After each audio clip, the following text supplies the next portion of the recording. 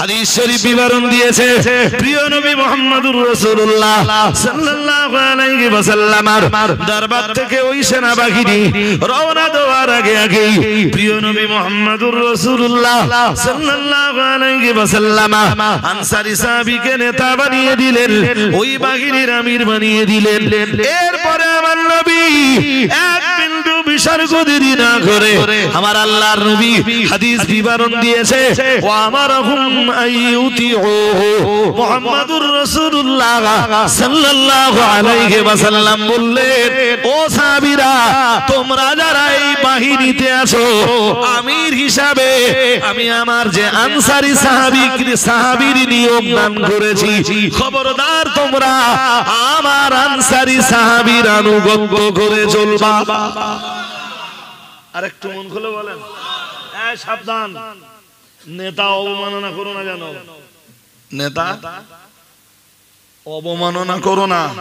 এরপরে কি হলো দেখেন, হাদিস শরীফ বিবরণ দিয়েছে ফাকাদিবা ফাকালা আলাইসা আমারাকুমুন নবী সাল্লাল্লাহু আলাইহি ওয়াসাল্লাম আইয়ুতিউনি আনতুতিউনি।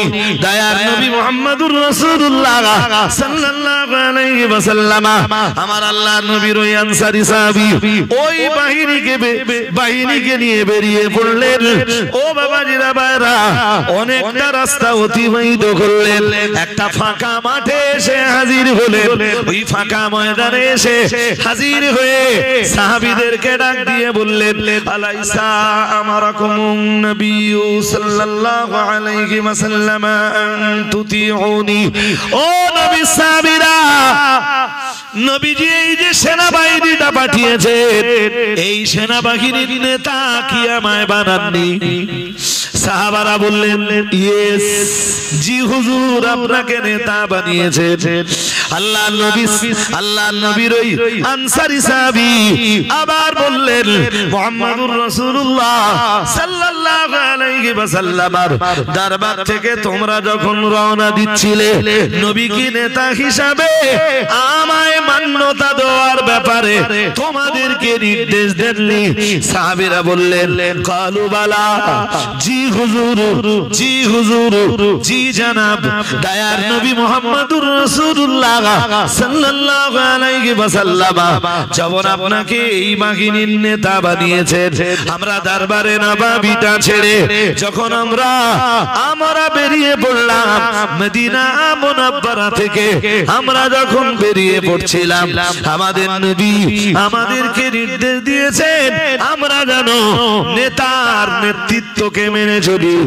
কাল ফাজমাউ লি হাতাবান। ও নবী সাহাবীরা, নেতার আনুগত্য যদি তোমাদের করতে হয়, আমি তোমাদের নেতা, তোমাদের নির্দেশ দিচ্ছি, দেরি করো না, কিছু কাঠ জোগাড় করো। কাঠ কাঠ তো সাহাবীরা যারা সঙ্গে আছেন, নেতার নির্দেশ তো পালন করতে হবে। আরে হ্যাঁ না বলে না, হ্যাঁ, নেতার নির্দেশ করতে হবে না। হাদিস শরীফ বিবরণ দিয়েছে আল্লাহ পাকের নবী সাহাবীরা ফাজামাউ, তারা কাঠ জোগাড় করলো, কাঠ একত্রিত করলো। ফাকালা আকিদু নারান।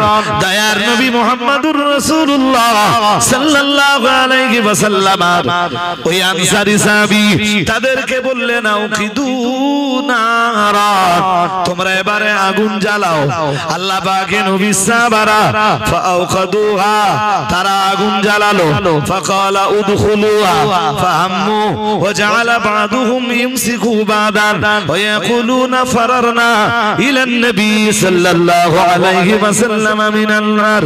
দয়ার নবী মুহাম্মদুর রাসূলুল্লাহ সাল্লাল্লাহু আলাইহি ওয়াসাল্লামের সাহাবীরা কাঠ জোগাড় করলেন, আর কাঠ জোগাড় করার পর তাদের নেতা তাদেরকে বললেন, এই কাঠগুলোতে আগুন জ্বালিয়ে দাও। সাহাবারা নেতার নেতৃত্ব পালন করতে, নেতার নির্দেশ পালন করতে যে আল্লাহর নবী সাহাবীরা ওই কাঠগুলোতে আগুন জ্বালিয়ে দিলেন। দাও দাও করে আগুন যখন জ্বলছিল তাদের নেতা তখন বলল, আল্লাহ নবী যে আনসারী সাহাবীর নেতা বানিয়ে দিলেন, আল্লাহ নবীর ওই আনসারী সাহাবী অন্যান্য বাহিনীর অন্যান্য সাহাবীদের ডাক দিয়ে বললেন, ফাকালা দুখুলুহা, ও সাহাবারা এবারে আগুনের ভিতরে ঢুকে যাও, তোমরা আগুনের ভিতরে ঝাঁপ দাও, আগুনের ভিতরে জ্বলন্ত আগুনের ভিতরে তোমরা লাভ দাও। আল্লাহ নবী সাহাবী আল্লাহর হাবিবের ওই আনসারী সাহাবী পথে আগুন জ্বালিয়ে যখন সাহাবায়ে কেরাম দিগকে ওই আগুনের ভিতরে ঝাঁপ দিতে বললেন, সাহাবীদের তখন দুটো দল হয়ে গেল। কটা দল? এবার বলেন ঝাঁপ দিতে হবে না হবে না? নেতা নির্বাচন করেছেন কে? আরে কথা বলতে হবে, জোরে আওয়াজ দেন। নেতা নির্বাচন যেমন করেছে মুহাম্মাদুর রাসূলুল্লাহ সাল্লাল্লাহু আলাইহি ওয়াসাল্লাম, নেতার নেতৃত্ব মেনেও চলবার কথা বলেছে মুহাম্মাদুর রাসূলুল্লাহ সাল্লাল্লাহু আলাইহি ওয়াসাল্লাম। যাবার সময় সাহাবীদেরকে বলেছেন, ও আমার সাহাবীরা, আমি মুহাম্মাদুর রাসূলুল্লাহ সাল্লাল্লাহু আলাইহি ওয়াসাল্লাম বলছি। হাদিস পরিষ্কার বিবরণ দিয়েছে, ফাবারহুম আইয়ুতিউহু, মুহাম্মাদুর রাসূলুল্লাহ সাল্লাল্লাহু আলাইহি ওয়াসাল্লাম আমার আল্লাহ পাকের নবী ওই বাহিনীর तमाम সাহাবীর ডাক দিয়ে বললেন, তোমরা তোমাদের নেতার আনুগত্য করবা, খবরদার নেতার নেতৃত্বের বিরোধিতা তোমরা করবা না। আর আল্লাহর নবীর ওই আনসারী সাহাবী তথা তাদের নেতা মাঝপথে যে সাহাবীদেরকে বললেন, কাঠ নিয়ে এসো। সাহাবারা কাঠ নিয়ে এলেন, কাঠ জমা করলেন, বললেন আগুন জ্বালো, আউকিদু নারা, আগুন জ্বালো। সাহাবারা আগুনটাও জেনে দিলেন। ও বাবাজিরা ভাইরা, এবার আল্লাহ পাকের নবী সাহাবী তথা তাদের নেতা তাদেরকে ডাক দিয়ে বললেন, উদখুলুহা আইউদখুলু ফিহা, এই আগুনের ভিতরে তোমরা প্রবেশ করো। ও বাবাজিরা ভাইরা, সঙ্গে সঙ্গে সাহাবীদের দুইটা দল হয়ে গেল। একটা দল বলল, নবী আমাদের নেতার আনুগত্য করার নির্দেশ দিয়েছেন, সুতরাং ওই আগুনের ভিতরে আমরা ঝাঁপ দেব। আর একটা দল তারা বলল, জীবনটা অকারণে আগুনের ভিতরে ঝাঁপ দিয়ে কেন নষ্ট করব? এ জীবন তো অনেক মূল্যবান, জীবন দিতে হয় ইসলামের জন্য দেব, জীবন দিতে হয় কোরআনের জন্য দিব, জীবন দিতে হয় ইসলাম প্রতিষ্ঠার জন্য দিব, জীবন দিতে হয় আল্লাহর রাসূলের আল্লাহর হাবিবের ইজ্জত প্রতিষ্ঠার জন্য দিব, জীবন দিতে হয় আমার নবীর আনুগত্যের জন্য দিব। না না না না না, এই ফাঁকা ময়দানে অকারণে আগুনের ভিতরে ঝাঁপ দিয়ে আমরা আমাদের জীবনটা দিতে রাজি নই। ও ভাইরা আমার, মনে রেখে দিন, নবীর ওই সাহাবীরা তারা বলল ফারারনা, আল্লাহ নবীর সাহাবীরা ওয়াকুলুনা, তারা বলল ফারারনা ইলান নবী সাল্লাল্লাহু আলাইহি ওয়াসাল্লাম মিনান নার, আমরা তো মুহাম্মাদুর রাসূলুল্লাহ সাল্লাল্লাহু আলাইহি ওয়াসাল্লামের কাছে এসে কালেমা পড়ে মুসলমান হয়েছিলাম, আগুনে আগুন থেকে বাঁচবার জন্যই, জাহান্নামের আগুন থেকে বাঁচবার জন্যই তো আমরা রাসূলের দরবারে এসে কালেমা পড়ে মুসলমান হয়েছিলাম। সুতরাং আজকে আগুনে ঝাঁপ দেওয়ার কোনো প্রশ্নই আসে না। ও বাবাজিরা ভাইরা, সাহাবাদের দুটো দল তৈরি হয়ে গেল। একটা দল বলল নেতার নির্দেশ পালন করা লাগবে, আর এক দল বলল না না না না না, অকারণে নিজেদের জীবনকে উৎসর্গ করব না, জাহান্নাম থেকে বাঁচবার জন্যই তো ইসলাম কবুল করেছি, জাহান্নাম থেকে বাঁচবার জন্যই তো রাসূলুল্লাহর দরবারে এসে কালেমা পড়েছি। সুতরাং এখন আর অকারণে আগুনে ঝাঁপ দিয়ে নিজের জীবন শেষ করে দেওয়ার কোনো প্রশ্নই ওঠে না। ফামাজালু হাত্তা খামাদাতিন নার, তাদের ভিতরে কথাবার্তারা চলতে চলতে এইভাবে আগুনটা নিভে গেল। ফাসাখানা গাদাবহু ফাবালাগান নবিয়্যা সাল্লাল্লাহু আলাইহি ওয়াসাল্লাম, দয়ার নবী মুহাম্মদুর রাসূলুল্লাহ সাল্লাল্লাহু আলাইহি ওয়াসাল্লাম ওই সাহাবীরা যখন মদিনা মুনাওয়ারায় ফিরে এলেন, আমার নবীর দরবারে যখন এলেন, ফাবালাগান নবিয়্যা সাল্লাল্লাহু আলাইহি ওয়াসাল্লাম, আল্লাহর নবীকে আল্লাহর হাবিবকে বললেন, ইয়া রাসূলুল্লাহ, আপনি যারে নেতা বানিয়ে দিয়েছিলেন সে মাঝপথে যে আমাদেরকে কাঠ জোগাড় করতে বলল, হুজুর আমরা কাঠ জোগাড় করে দিলাম। এরপরে বলল আগুন নিয়ে এসো, হুজুর আমরা আগুন নিয়ে এলাম। এরপরে বলল কাঠে আগুন লাগাও, আমরা কাঠে আগুন লাগিয়ে দিলাম। দাও দাও করে যখন আগুন জ্বলতে লাগলো, হুজুর আমাদের নেতা ওই আগুনের ভিতরে আমাদের ঝাঁপ দিতে বলল, হুজুর আমাদের ভিতরে দুটো দল তৈরি হয়ে গেল। ইয়া রাসূলুল্লাহ, একটা দল আমিরের আনুগত্য করার জন্য আগুনের ভিতরে ঝাঁপ দেওয়ার জন্য তৈরি হলো, হুজুর আর একটা দল তারা বলল ফেরারনা, তারা বলল আমরা পালিয়েছি। কার কাছে পালিয়েছি? মুহাম্মাদুর রাসূলুল্লাহ সাল্লাল্লাহু আলাইহি ওয়াসাল্লাম। ফেরারনা ইলান নবী সাল্লাল্লাহু আলাইহি ওয়াসাল্লাম মিনান নার, এই আগুন থেকে বাঁচার জন্য আমরা মুহাম্মাদুর রাসূলুল্লাহ সাল্লাল্লাহু আলাইহি ওয়াসাল্লামের দরবারে আশ্রয় নিয়েছি, কালেমা পড়েছি, কোরআন বিশ্বাস করেছি, নামাজ বিশ্বাস করেছি, রোজা বিশ্বাস করেছি, হজ বিশ্বাস করেছি, যাকাত বিশ্বাস করেছি। না না না না না, অকারণে আগুনের ভিতরে ঝাঁপ দিয়ে আমাদের জীবনটাকে শেষ করে দেওয়া সম্ভব নয়। দয়ার নবী মুহাম্মাদুর রাসূলুল্লাহ সাল্লাল্লাহু আলাইহি ওয়াসাল্লাম সাহাবীদের এই কথা শোনার পরে বললেন, ফাকালা লাউ দাখালুহা মা খারাজু মিনহা ইলা ইয়াউমিল কিয়ামাহ। রাসূলুল্লাহ বললেন, ও সাহাবীরা, আমি মুহাম্মাদুর রাসূলুল্লাহ সাল্লাল্লাহু আলাইহি ওয়াসাল্লাম, আমি বিশ্ব নবী বলছি, ওই আগুনে যদি তোমরা ঝাঁপ দিতে তাহলে কিয়ামত পর্যন্ত জাহান্নামের আগুন তোমাদের জন্য লাজিম হয়ে যেত, অথবা আল্লাহ পাক তোমাদের জন্য জাহান্নামের আগুনটা অপরিহার্য করে দিতেন। তাকদীর তোমাদের ভালো, কপাল তোমাদের প্রশংসা, ওই আগুনের ভিতরে তোমরা ঝাঁপ দাওনি। ও বাবাজিরা ভাইরা, নবী আমায় একটা কথা শেষ বেলাতে বললেন, আল্লাহ পাকে নবী বললেন, আতাআতু ফিল মারুফ আও কামা ক্বালা আলাইহিস সালাম। রাসূলুল্লাহ বললেন, নেতার নেতৃত্বের মান্যতা দেবে শুধু ভালো কাজের ক্ষেত্রে। নেতা যদি কখনো কোনো অন্যায় কাজের নির্দেশ দেয়, খবরদার জানো সেদিন নেতার নির্দেশ তুমি পালন করবা না।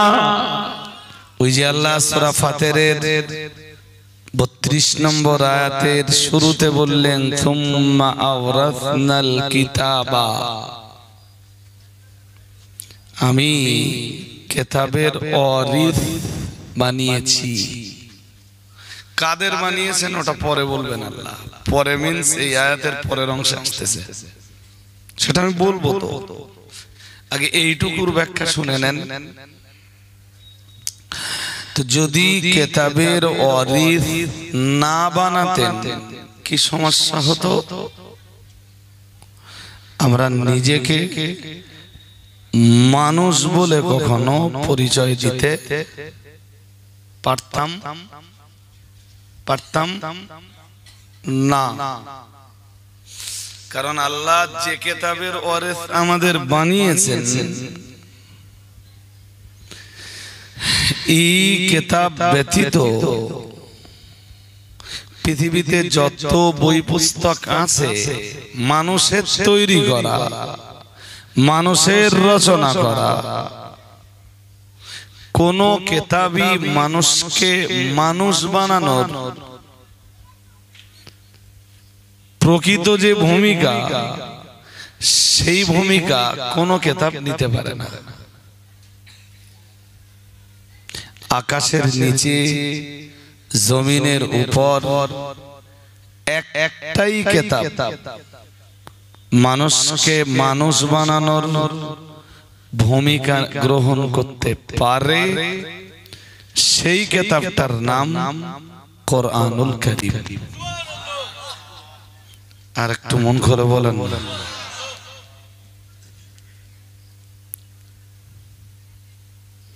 এই পর্যন্ত নিশ্চয়ই বুঝতে পেরেছেন।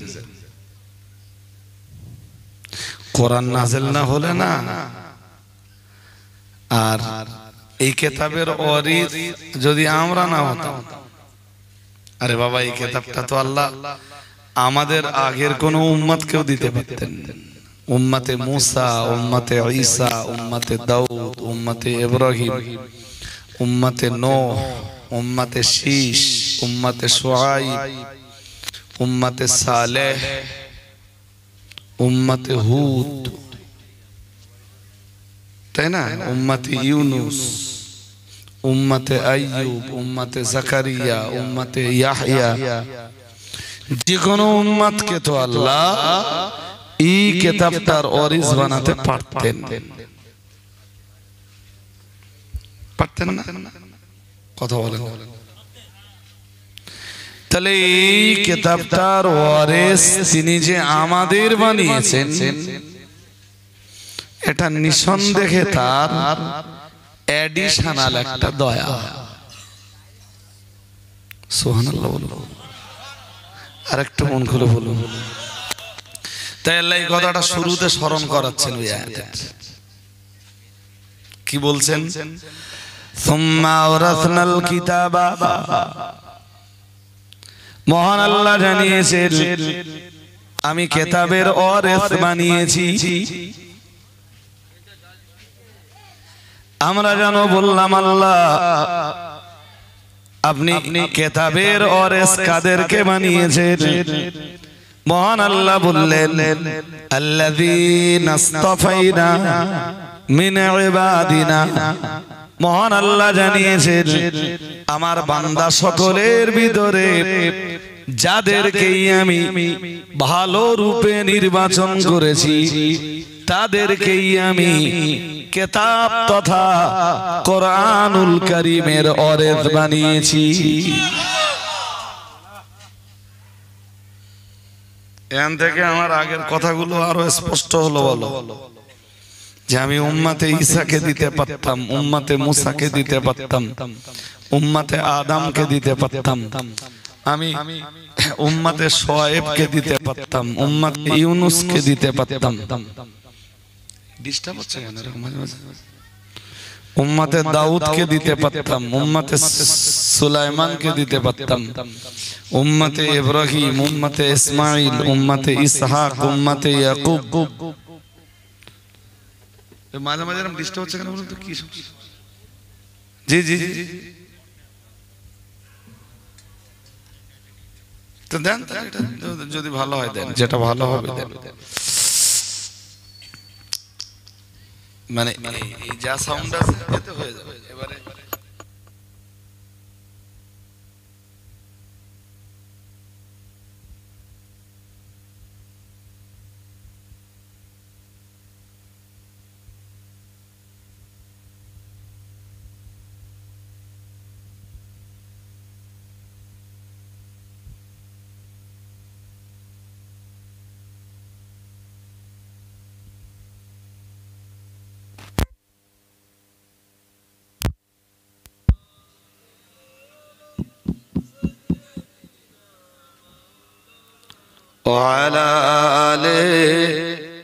সাউন্ডটা বাড়ান এবার, এত সহজে।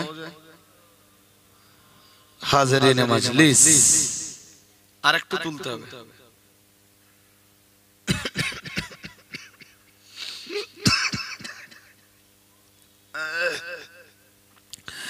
তাহলে কাদেরকে আল্লাহ ওয়ারিসটা আল্লাহ কাদেরকে বানিয়েছেন?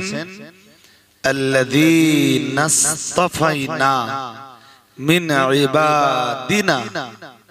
আল্লাহ বলেন আমার বান্দা সকলের ভিতরে আমি যাদেরকে নির্বাচন করেছি। আরেকটু মন খুলে বলুন, আমরা যে কোরআনের ওয়ারিস, এই কোরআনের ওয়ারিস আমরা এমনি এমনি হতে পারিনি। কোরআনুল কারীমের উত্তরাধিকারীটা আমরা এমনি এমনি হতে পারিনি। আল্লাহ কোরআনের উত্তরাধিকারী বানানোর জন্য তিনি আমাদেরকে বেছে নিয়েছেন।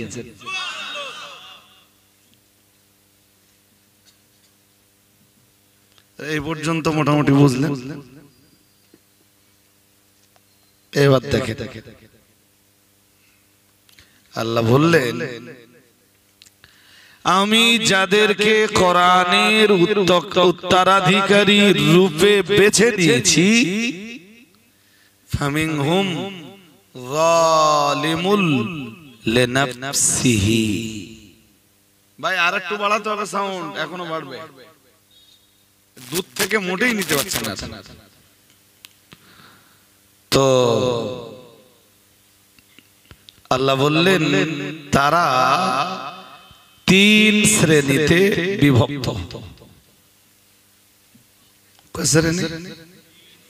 এই তিন শ্রেণীতে বিভক্ত এইটা আল্লাহ আয়াতে স্পষ্ট করে বলেননি। আয়াত পড়ে আমরা খুঁজে পাচ্ছি তিনটে শ্রেণী। ঘুম পাচ্ছে আপনাদের নাকি এখনই? হ্যাঁ, তাহলে একদম ফার্স্ট টু লাস্ট খুব ডিপ অ্যাটেনশন নিয়ে, খুব গাঢ় মনোযোগ নিয়ে এবং খুব সতেজতার সাথে আমার কথা শুনতে হবে। আল্লাহ বললেন আমি যাদেরকে কেতাবের ওয়ারিস বানিয়েছি এরা তিন শ্রেণীতে বিভক্ত। কয় শ্রেণী? আমরা সবাই কোরআনের ওয়ারিস। পৃথিবীতে কিয়ামত পর্যন্ত যত উম্মতে মুহাম্মাদি আসবে সবাই কোরআনুল কারীমের ওয়ারিস। আলহামদুলিল্লাহ বলুন, আওয়াজ দিয়ে বলেন না। আরে বাবা আপনি কোরআনের ওয়ারিস হতে পেরেছেন, এটা তো আপনার সৌভাগ্য, আমার সৌভাগ্য। আল্লাহ পাকের কোরআনের অন্য আয়াতে মহান আল্লাহ জানিয়েছেন ওয়া ইন্নাহু লাযিকরুল লাকা ওয়া লিকাওমিক ওয়া সাওফা তুসআলুন। মহান আল্লাহ জানিয়েছেন ওয়া ইন্নাহু লাযিকরুল লাকা ওয়া লিকাওমিক। আল্লাহ পাক রব্বুল আলামিন জানিয়েছেন এই যে কিতাবের ওয়ারিস আপনাকে বানিয়েছি, এই যে কিতাবের নুজুল আপনার উপরে ঘটিয়েছি, এই যে কিতাবটি আপনার উপরে নাযিল করেছি, আর যে কিতাবটির ওয়ারিস আপনার উম্মতদেরকে বানিয়েছি, এর মাধ্যমে আমি আল্লাহ আপনার সম্মান যেমন বাড়িয়ে দিয়েছি, আপনার উম্মতের সম্মানও তেমন বাড়িয়ে দিয়েছি।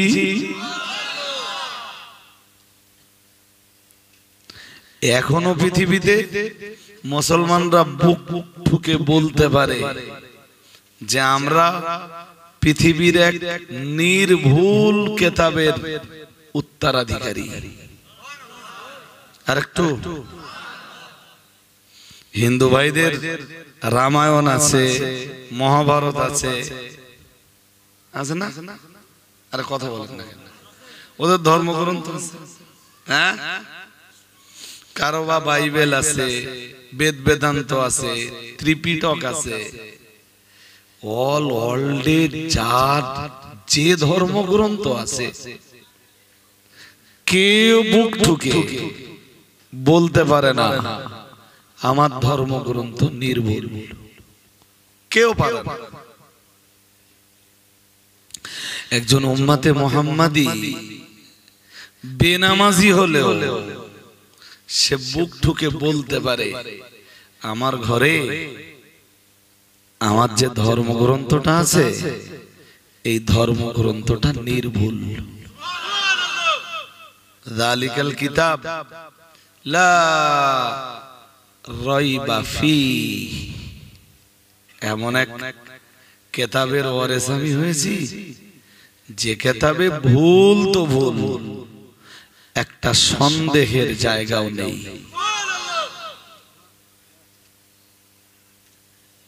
সন্দেহ আছে? নেই। যে কিতাবটায় সন্দেহ নেই ওই কিতাবটায় রাত দিন 5 বার নামাজের কথা আছে। বাংলাদেশে একটা জাহান্নামী দল আছে। কি দল? বাংলাদেশে জাহান্নামী দলেরও শেষ নেই। জান্নাতি দল যেমন আছে, বাংলাদেশে জাহান্নামী দলেরও আর যত গুতুগুতি। আমাদের দেশে আর কটা গুতুগুতি? আমাদের দেশে যেটুকু গুতুগুতি হয় সেটুকু তো সব আমাদের উপরে, বুঝেননি?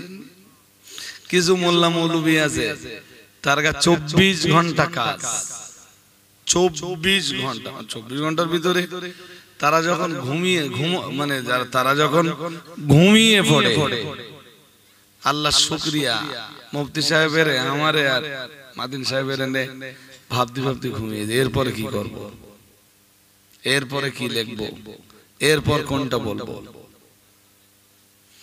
দুই একটা ফেসবুকে ঢুকে দেখেছেন কোনদিন? ফেসবুক আইডির নাম, আমি পুরো নাম বলছি না, পুরো নাম বললে সে তো হাইলাইট হবে। আইডির নাম ইসলামের সেবা। কি নাম? কি নাম বলেন বলেন?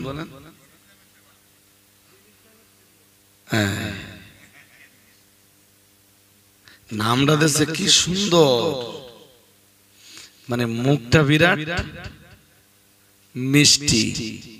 বাংলা একটা কথা আছে না, মিসরির ছুরি, শুনেছেন কোনদিন? মিসরির, মিসরি বোঝেন না? মিসরি, মিসরি বোঝেননি কোনদিন? উফ, একটুখানি কম্প্রোমাইজ করে নেন। এই দেখেন বাবুজি, বাবুজি একটুখানি প্লিজ, এই দেখেন আমাদের তখন আমার জন্য একটু মানিয়ে নেন, ছেড়ে দেন, ছেড়ে দেন। আবার কথা বলেন কেন আপনি?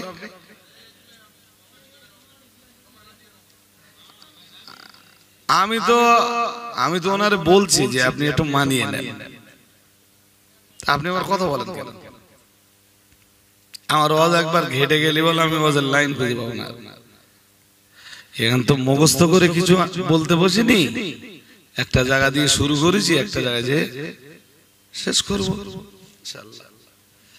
তা আইডিটার নাম আমি একটু অন্যভাবে বলছি, ইসলামের সেবা। ইসলামের সেবা। কে যেন পিছন থেকে একদম পুরো নামটা বলে দিলে। তো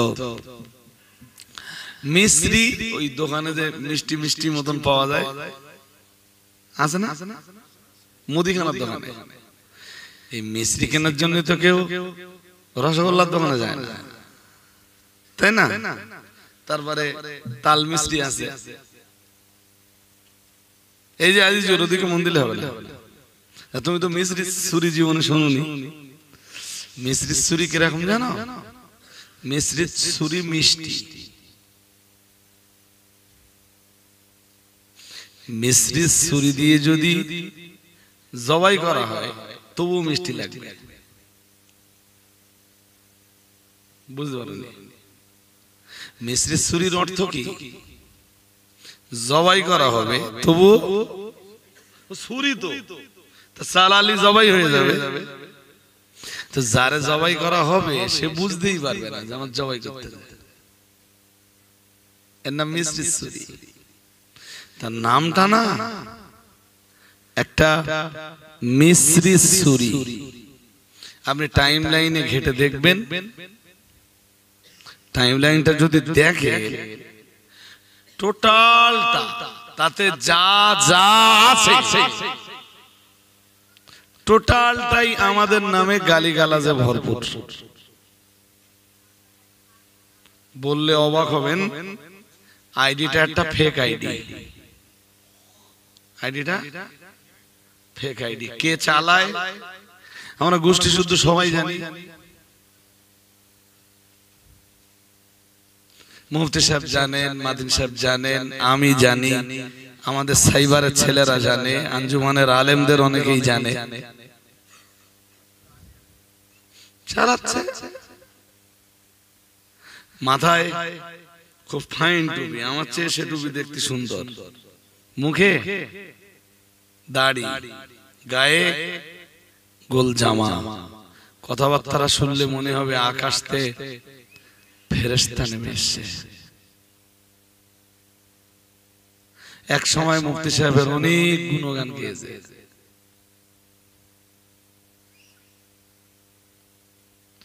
মাঝে মাঝে মনে হয় যে ওয়াজ নসিহতের স্টেজটা কি রাজনৈতিক কোন মঞ্চ?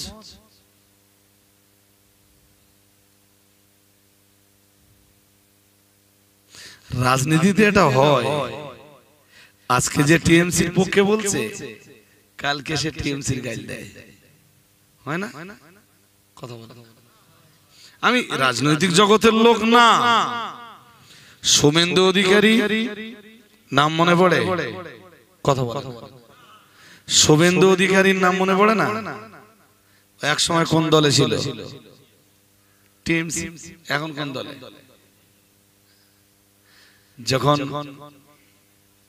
যখন আমি রাজনীতির জন্য বলছি না, বলো, শুভেন্দু অধিকারী যখন টিএমসি তে ছিল, একটা ভিডিওতে আমি দেখেছি, নিজে বক্তৃতা মঞ্চে উঠেই বলছে বিজেপি হটাও, পরের স্লোগান দেশ বাঁচাও, দেশ বাঁচাও। ভাই আরেকটুখানি বাড়ান, আমার যতটা দরকার ততটা নিতে পারছে না। বক্তব্যটা কি? বিজেপি হটাও, দেশ বাঁচাও। সেই এখন বলছে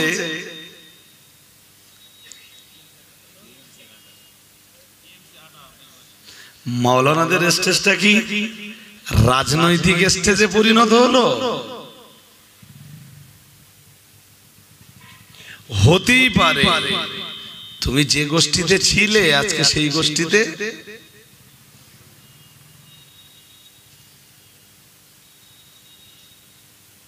নেই। হ্যাঁ, যে গোষ্ঠীতে ছিলে তারা যদি এতই নাদান হয়, এতই জাহেল হয়, এত মূর্খ হয়, এত পাপিষ্ঠ হয়, তাই না? তারা যদি এত বড় ধোঁকাবাজি হয়ে থাকে, তুমি পিছনের 20 বছর তাদের সাথে কাটিয়েছো কেন?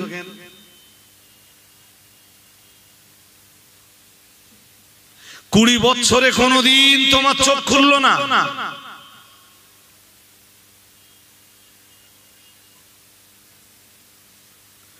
তোমার নিজের চোখ দুটো খুলতে যদি 20 বছর সময় লাগে, তুমি তো জাতির চোখ কোনদিন খুলে দিতে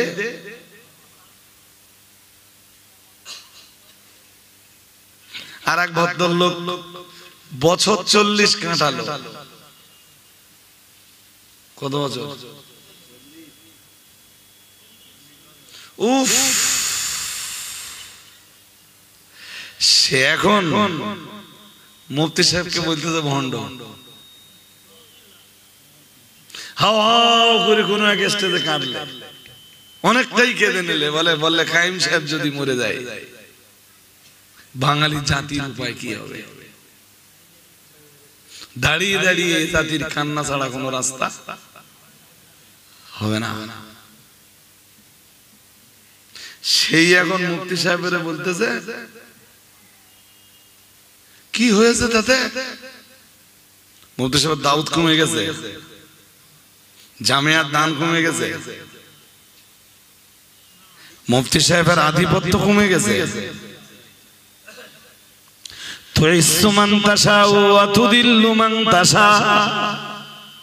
মহান আল্লাহ জানিয়েছেন, আল্লাহ পাক ঘোষণা দিয়েছেন, আল্লাহ যাকে ইচ্ছা করেন তিনি তাকে সম্মান দান করেন। আর একটু মন খোলে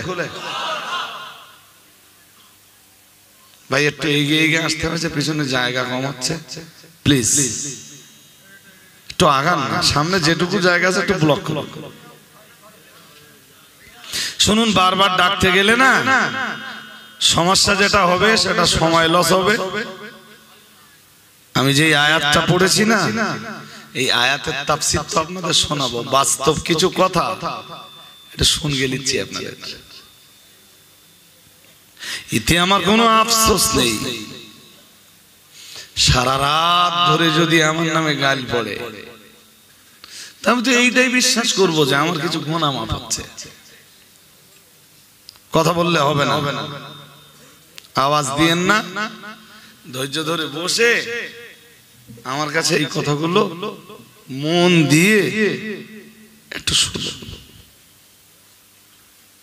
হ্যাঁ, মতানৈক্য হতেই পারে, মতভেদ মতপার্থক্য হতেই পারে।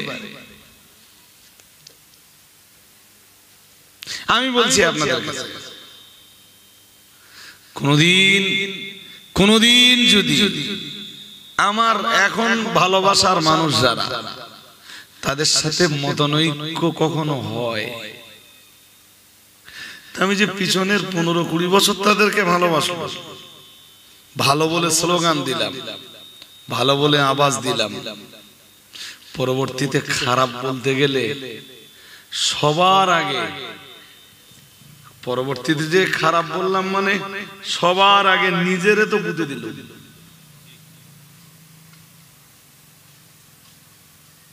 আরে হ্যাঁ না, জোর করে বলবেন তো। এখন কি বলতে জানেন, কি সুন্দর সুন্দর কথা বলতেছে, শুধু এলেম থাকলে হবে না, আদব লাগবে। তার মানে আঙ্গাজে একটু অর্ধেক এলেম আছে, এটা স্বীকার করে। হ্যাঁ না, কিছু বলবেন তো। হ্যাঁ, আর একটা কি বলতে জানেন, আর একটা বলতে যে এলেম শয়তানেরও ছিল। স্বীকার কর, জাঙ্গা একটু অর্ধেক হলো এলেম কালাম।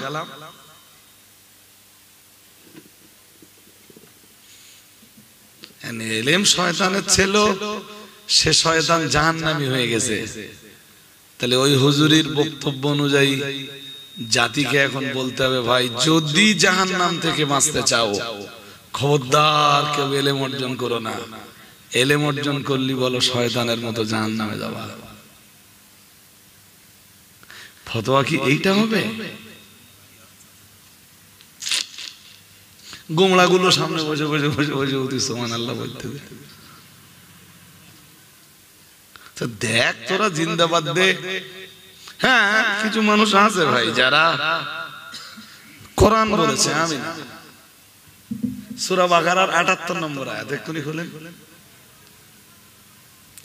আল্লাহ পাকের কোরআন জানিয়েছে, ওয়ামিনহুম উম্মিয়ুনা লা ইয়ালামুনাল কিতাবা ইল্লা আমানিয়া। মহান আল্লাহ জানিয়েছেন ওয়ামিনহুম উম্মিয়ুন, মহান আল্লাহ জানিয়েছেন আর ওই ইহুদিদের ভিতরে কিছু মূর্খ রয়েছে। মহান আল্লাহ জানিয়েছেন ওই ইহুদিদের ভিতরে কিছু নিরক্ষর রয়েছে, যারা লিখতে জানে না, পড়তে জানে না। কাদের কথা বলতেছেন? ইহুদিদের। কি বলতেছেন আল্লাহ?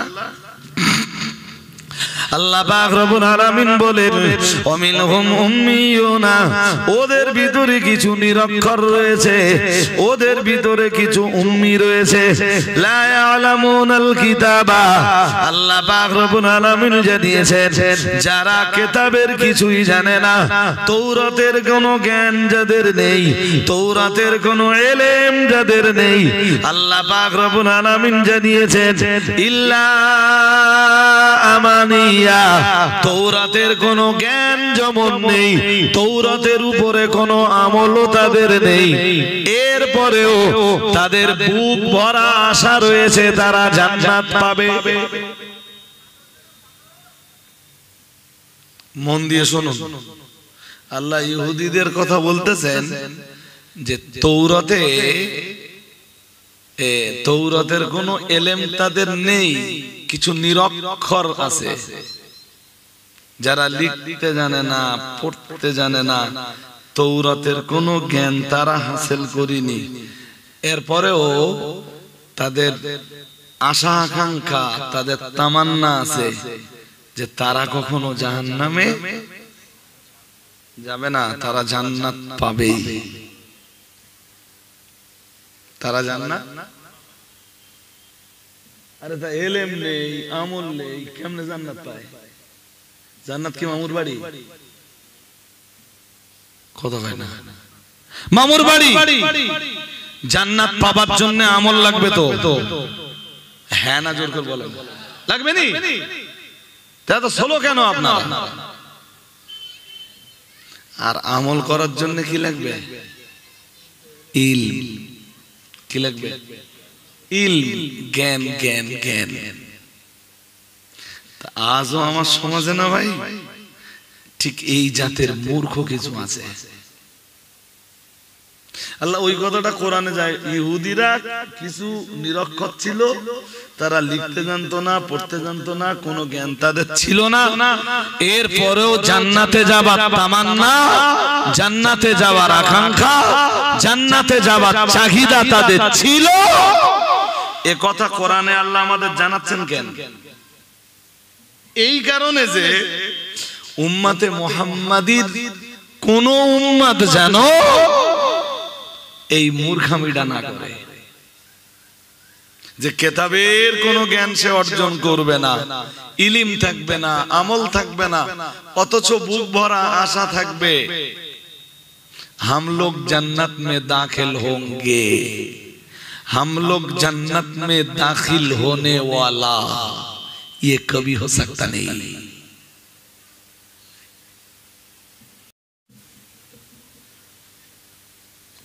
উম্মতে মুহাম্মাদীর ভিতরে কেউ এইরকম মিথ্যা আশা যেন না করে। তাই আল্লাহ ওই আয়াতটা কোরআনে দিয়ে উম্মতে মুহাম্মাদীকে শেখাচ্ছেন। আর একটু মন খুলে বলো,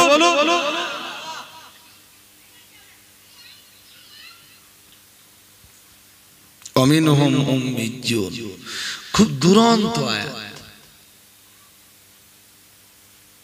খুব দুরন্ত আয়াত কোরআনের। ইহুদি জাতির কাছ থেকে শিক্ষা নাও। তুমি সারা জীবন মূর্খামি করবা, মূর্খের তাবেদারি করবা, মূর্খের মূর্খামিতে জিন্দাবাদ লাগাবা, মূর্খরে আল্লামা বলে স্টেজে তুলে দেবে, আর তুমি ভাববে हम लोग जन्नत में दाखिल होने वाला, ये कभी हो सकता नहीं।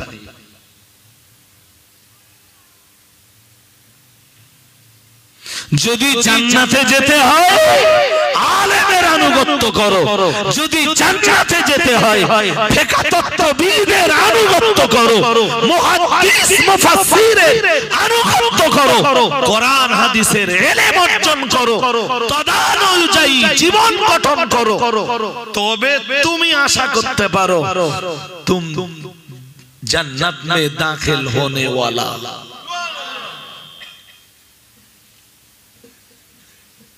বুঝতে অসুবিধা হচ্ছে নাকি? অন্ধের মতো মূর্খরে আনুগত্য করে যাচ্ছে।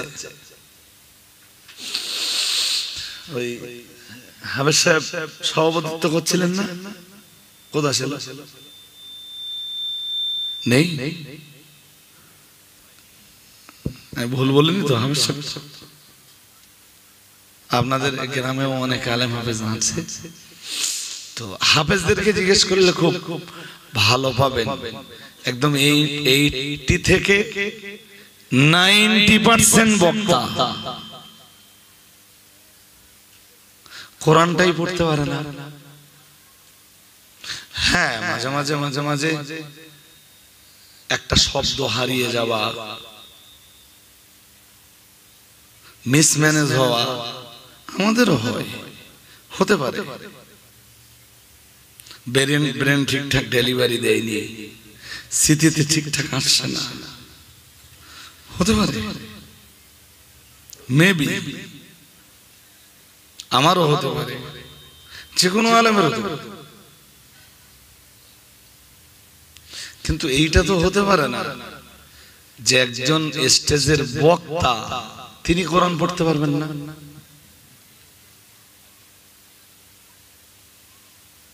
একটা হাদিস আপনাদের শোনাই, কেউ কেউ হাদিসটা শুনেছেন এর আগেও, কেউ কেউ এই বেশি দিন হয়নি ভাই, আমার দেশের তথাকথিত আলেম, কোন আলেম তিনি নন, তবে বক্তা বক্তা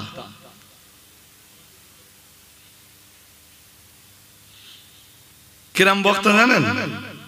কখনো ঘোড়া ছুটাচ্ছে, ঘোড়া ছুটতে ছুটতে 2 ঘন্টা শেষ গেল। তা দেখলাম কোন একটা বিষয় প্রতিবাদ করছে, তো প্রতিবাদের ভাষা কি, প্রতিবাদের ভাষা যাই হোক ভাই, প্রতিবাদের দলিল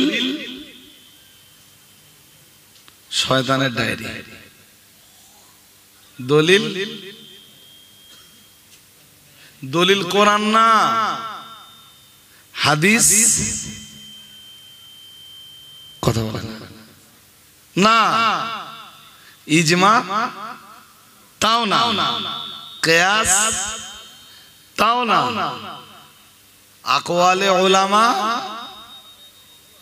উলামাদের কথাবার্তা তাও না,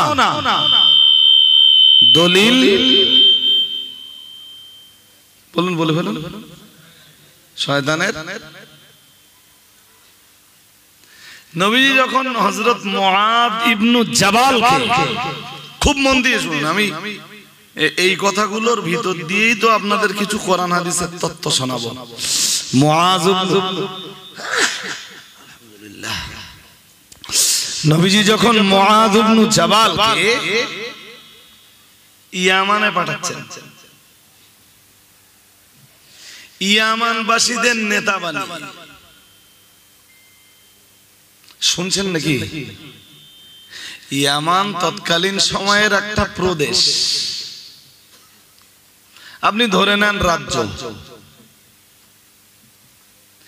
সেই রাজ্যের দায়িত্ব দিয়ে পাঠাচ্ছেন মুআদ ইবনু জাবালকে। সুবহানাল্লাহ, মুআজ ইবনু জাবাল বিখ্যাত সাহাবী, ইয়ামানবাসীদের নেতা বানিয়ে পাঠাচ্ছেন। এর মানে এইটা দাঁড়ালো যে বিভিন্ন অঞ্চলের মানুষদের জন্য নেতা বানানো, আঞ্চলিক নেতা বানানো যাবে, আঞ্চলিক নেতা বানানো যাবে। আরে বাবা, প্রত্যেক এরিয়ায় যদি নেতা না থাকে তো তারা সমস্যায় পড়লে যাবে কার কাছে? বুঝেননি কথা? জি, তো রাসূলুল্লাহ মুআজ ইবনু জাবালকে ইয়ামানের গভর্নর করে পাঠাচ্ছেন।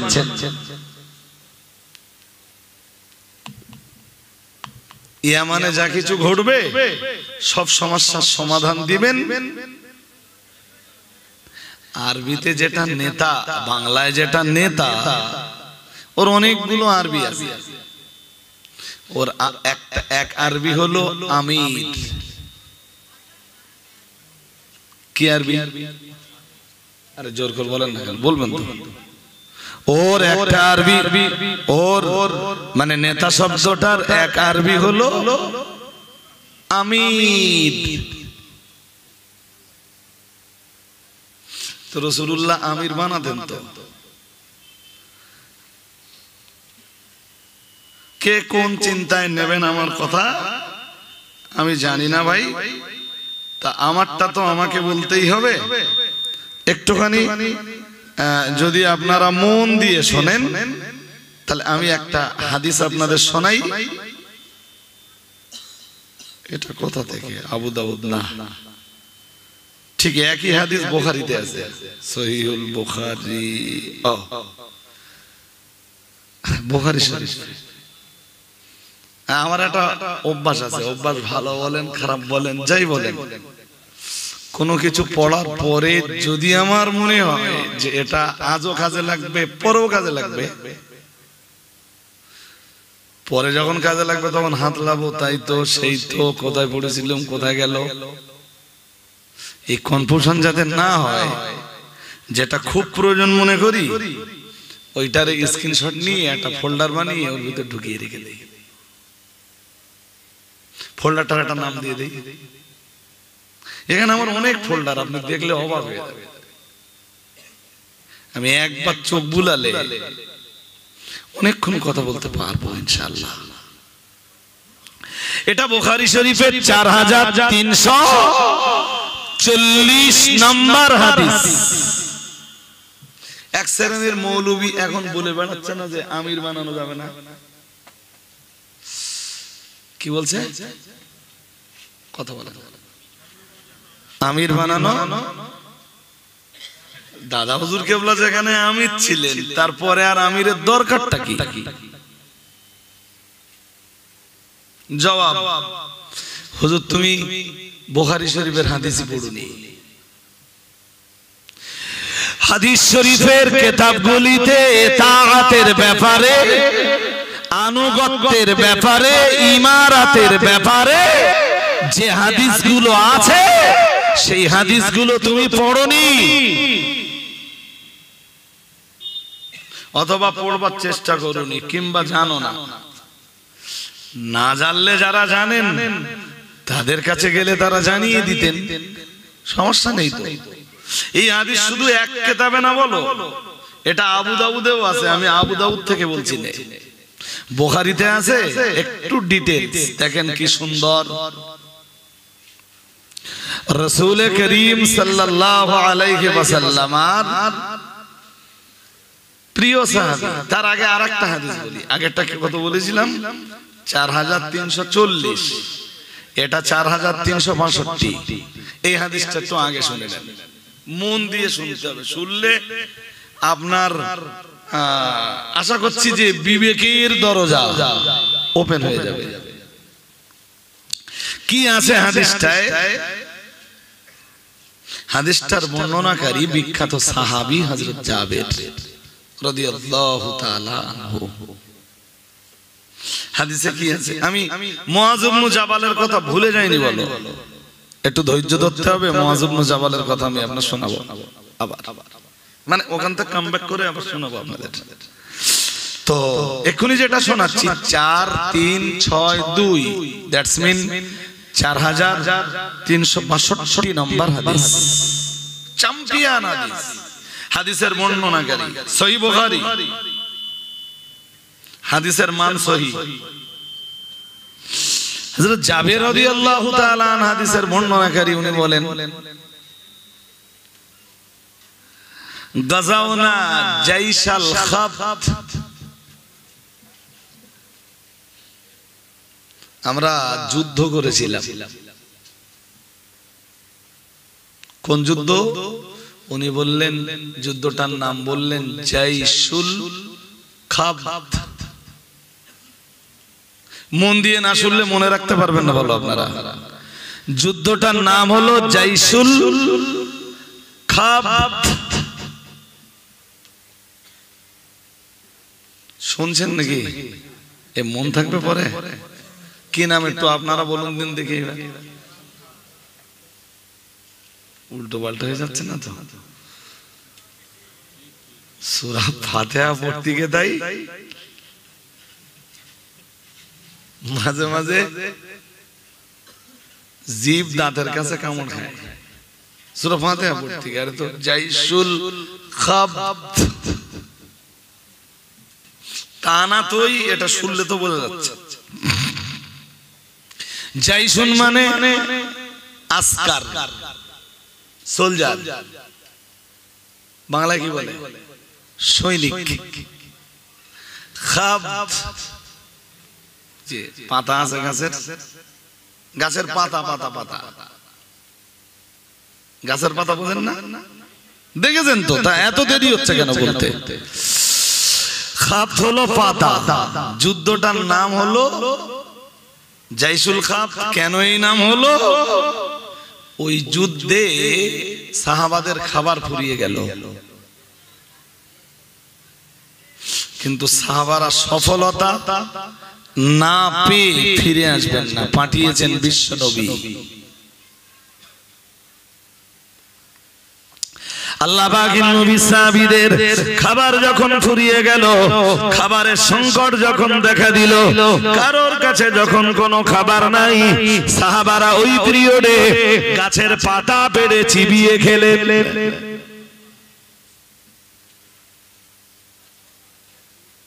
খুব মন দিয়ে শুনো, কি খেয়েছেন? গাছের পাতা। এই জন্য এই বাহিনীকে বলা হয় জাইসুল খাব, পাতাওয়ালা বাহিনী। পাতাওয়ালা। আর একটা কথা বলা যেত, বাট শুনতে একটু খারাপ লাগবে, এই জন্য বলছি না, ওতেই বুঝে নেন। কারণ তারা ক্ষুধার যাতনায় পাতা চিবিয়েছিল। বুখারী শরীফের হাদিস বলছি। আল্লাহ পাকের নবী সাহাবী হযরত জাবের রাদিয়াল্লাহু তাআলা আনহুর বর্ণনা, উনি বর্ণনা করে উম্মেরা আবু উবাইদা,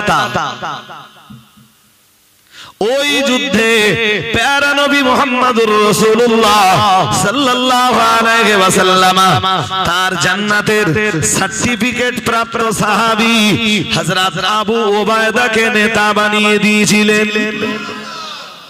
আর একটু মন খোলা বলো, বুঝতে অসুবিধা হচ্ছে নাকি? ওই পাতাওয়ালা বাহিনী যখন যুদ্ধ করতে গেল, রাসূল তাদের নেতা বানিয়ে দিলেন হযরত আবু উবাইদা রাদিয়াল্লাহু তাআলা আনহুকে।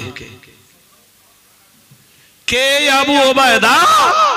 ইনি জান্নাতের সার্টিফিকেট প্রাপ্ত, রাসূলের মুখে ঘোষিত একজন জান্নাতি সাহাবী। দ্যাটস মিন এই যুদ্ধে যারা যাচ্ছে এরা সবাই আবু উবাইদাকে মেনে চলতে বাধ্য। আসল মান্যতা কার বলুন তো? জোর করে বলেন না। আরে বাবা, আসল মান্যতা আল্লাহর এবং তার রাসূলের, তাই তো নাকি? আল্লাহ পাকের কোরআন জানিয়েছে আতিউল্লাহ ওয়া আতিউর রাসূল। আল্লাহ পাক রব্বুল আলামিন জানিয়েছেন তোমরা আল্লাহর আনুগত্য করো এবং আনুগত্য করো রাসূলের। ও বাবাজিরা ভাইরা, গভীরভাবে বুঝবার ব্যাপার, উপলব্ধি করার ব্যাপার। তাহলে মূল আনুগত্য আল্লাহর, মূল আনুগত্য রাসূলের।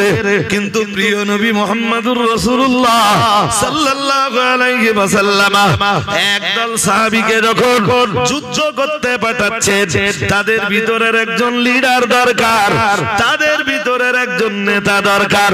নইলে যারা যুদ্ধের ময়দানে যাচ্ছেন তাদের নেতৃত্বটা কে দিবেন?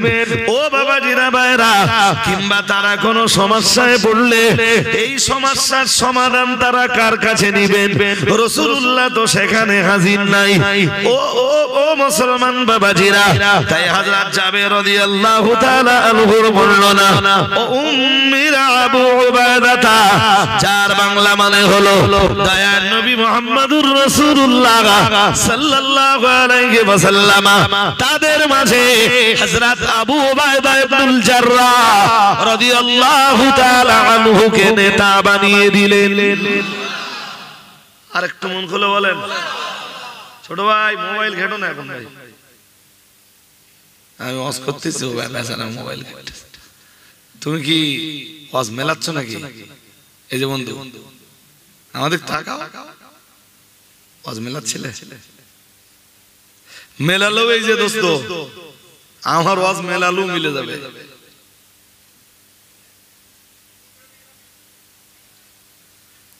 জি আপনারা সাধারণ মানুষ তো, তাও আমি যা যা বলবো দেখবেন সেখান সেখান খুলে দেখবেন সব মিলে যাচ্ছে, আর না মিললে আমার রজ নিতে হবে না। আপনি অন্য মৌলবীর রজ মেলান দিন, আপনার জীবন খালি হয়ে যাবে, জীবন শেষ হয়ে যাবে, আপনি হুজুরের রজ মেলাতে পারবেন। বসিরহাট হুজুর কেবলার কিতাব পড়বেন, সব হুজুরের কথা বলিনি বলো, আলেম যারা তাদের রজ মিলে যাবে ইনশাআল্লাহ। ইনশাআল্লাহ বলুন, বলুন ইনশাআল্লাহ। মোবাইলটা এখন দেখো না, পরে দেখবা, মিলাতে হয় পরে মেলাবা। জি হযরত জাবের বলছেন জুনা জুআন শাদীদা, খুব মন দিয়ে শুনেন, বলেন আমরা খুব ক্ষুধার্ত হয়ে গেলাম, এত ক্ষুধার্ত হলাম, খাবার নেই, গাছের পাতা চিবালাম। গাছের ইসলামের জন্য করলামটা কি? খাওয়া দাওয়া তো আলহামদুলিল্লাহ খুব খারাপ আছে নাকি? হ্যাঁ, অধিকাংশের পরিবারে এখন রোজ মাছ কেনা হয়। দুই একটা ফ্যামিলি বাদ দিলে এখনো, বা দু চারটে গ্রামের 10-20টা পরিবার বাদ দিলে গ্রামের অধিকাংশ ফ্যামিলিতে প্রায় প্রতিদিন মাছ, গোশত, ডিমের কিছু না কিছু। আচ্ছা ভালোই তো আছি, বাট ইসলামের জন্য করলামটা কি? পাতা চিবাচ্ছেন তাও ইসলাম ছাড়ে না, পাতা চিবাচ্ছেন তাও মদিনায় ফেরে না। পাঠিয়েছেন রাসূলুল্লাহ, সাকসেস না হওয়া পর্যন্ত মদিনায় ফিরবনি। আর একটু মন খুলে, এর নাম আনুগত্য, এর নাম আনুগত্য। জি তো হযরত জাবের রাদিয়াল্লাহু তাআলা আনহুর বর্ণনা, তিনি বলেন ফাজুনা জুআন শাদীদান ফাআলকাল বাহরু হুতাম মাজ্জাতান লাম নারা মিথলাহু ইউকালু লাহুল আমবার। এর পরের কথা আর মারাত্মক। সাহাবারা ওই গাছের পাতাটা চিবাচ্ছেন, কোন রকমের জীবন ধারণ করছেন খুব কষ্টের সাথে।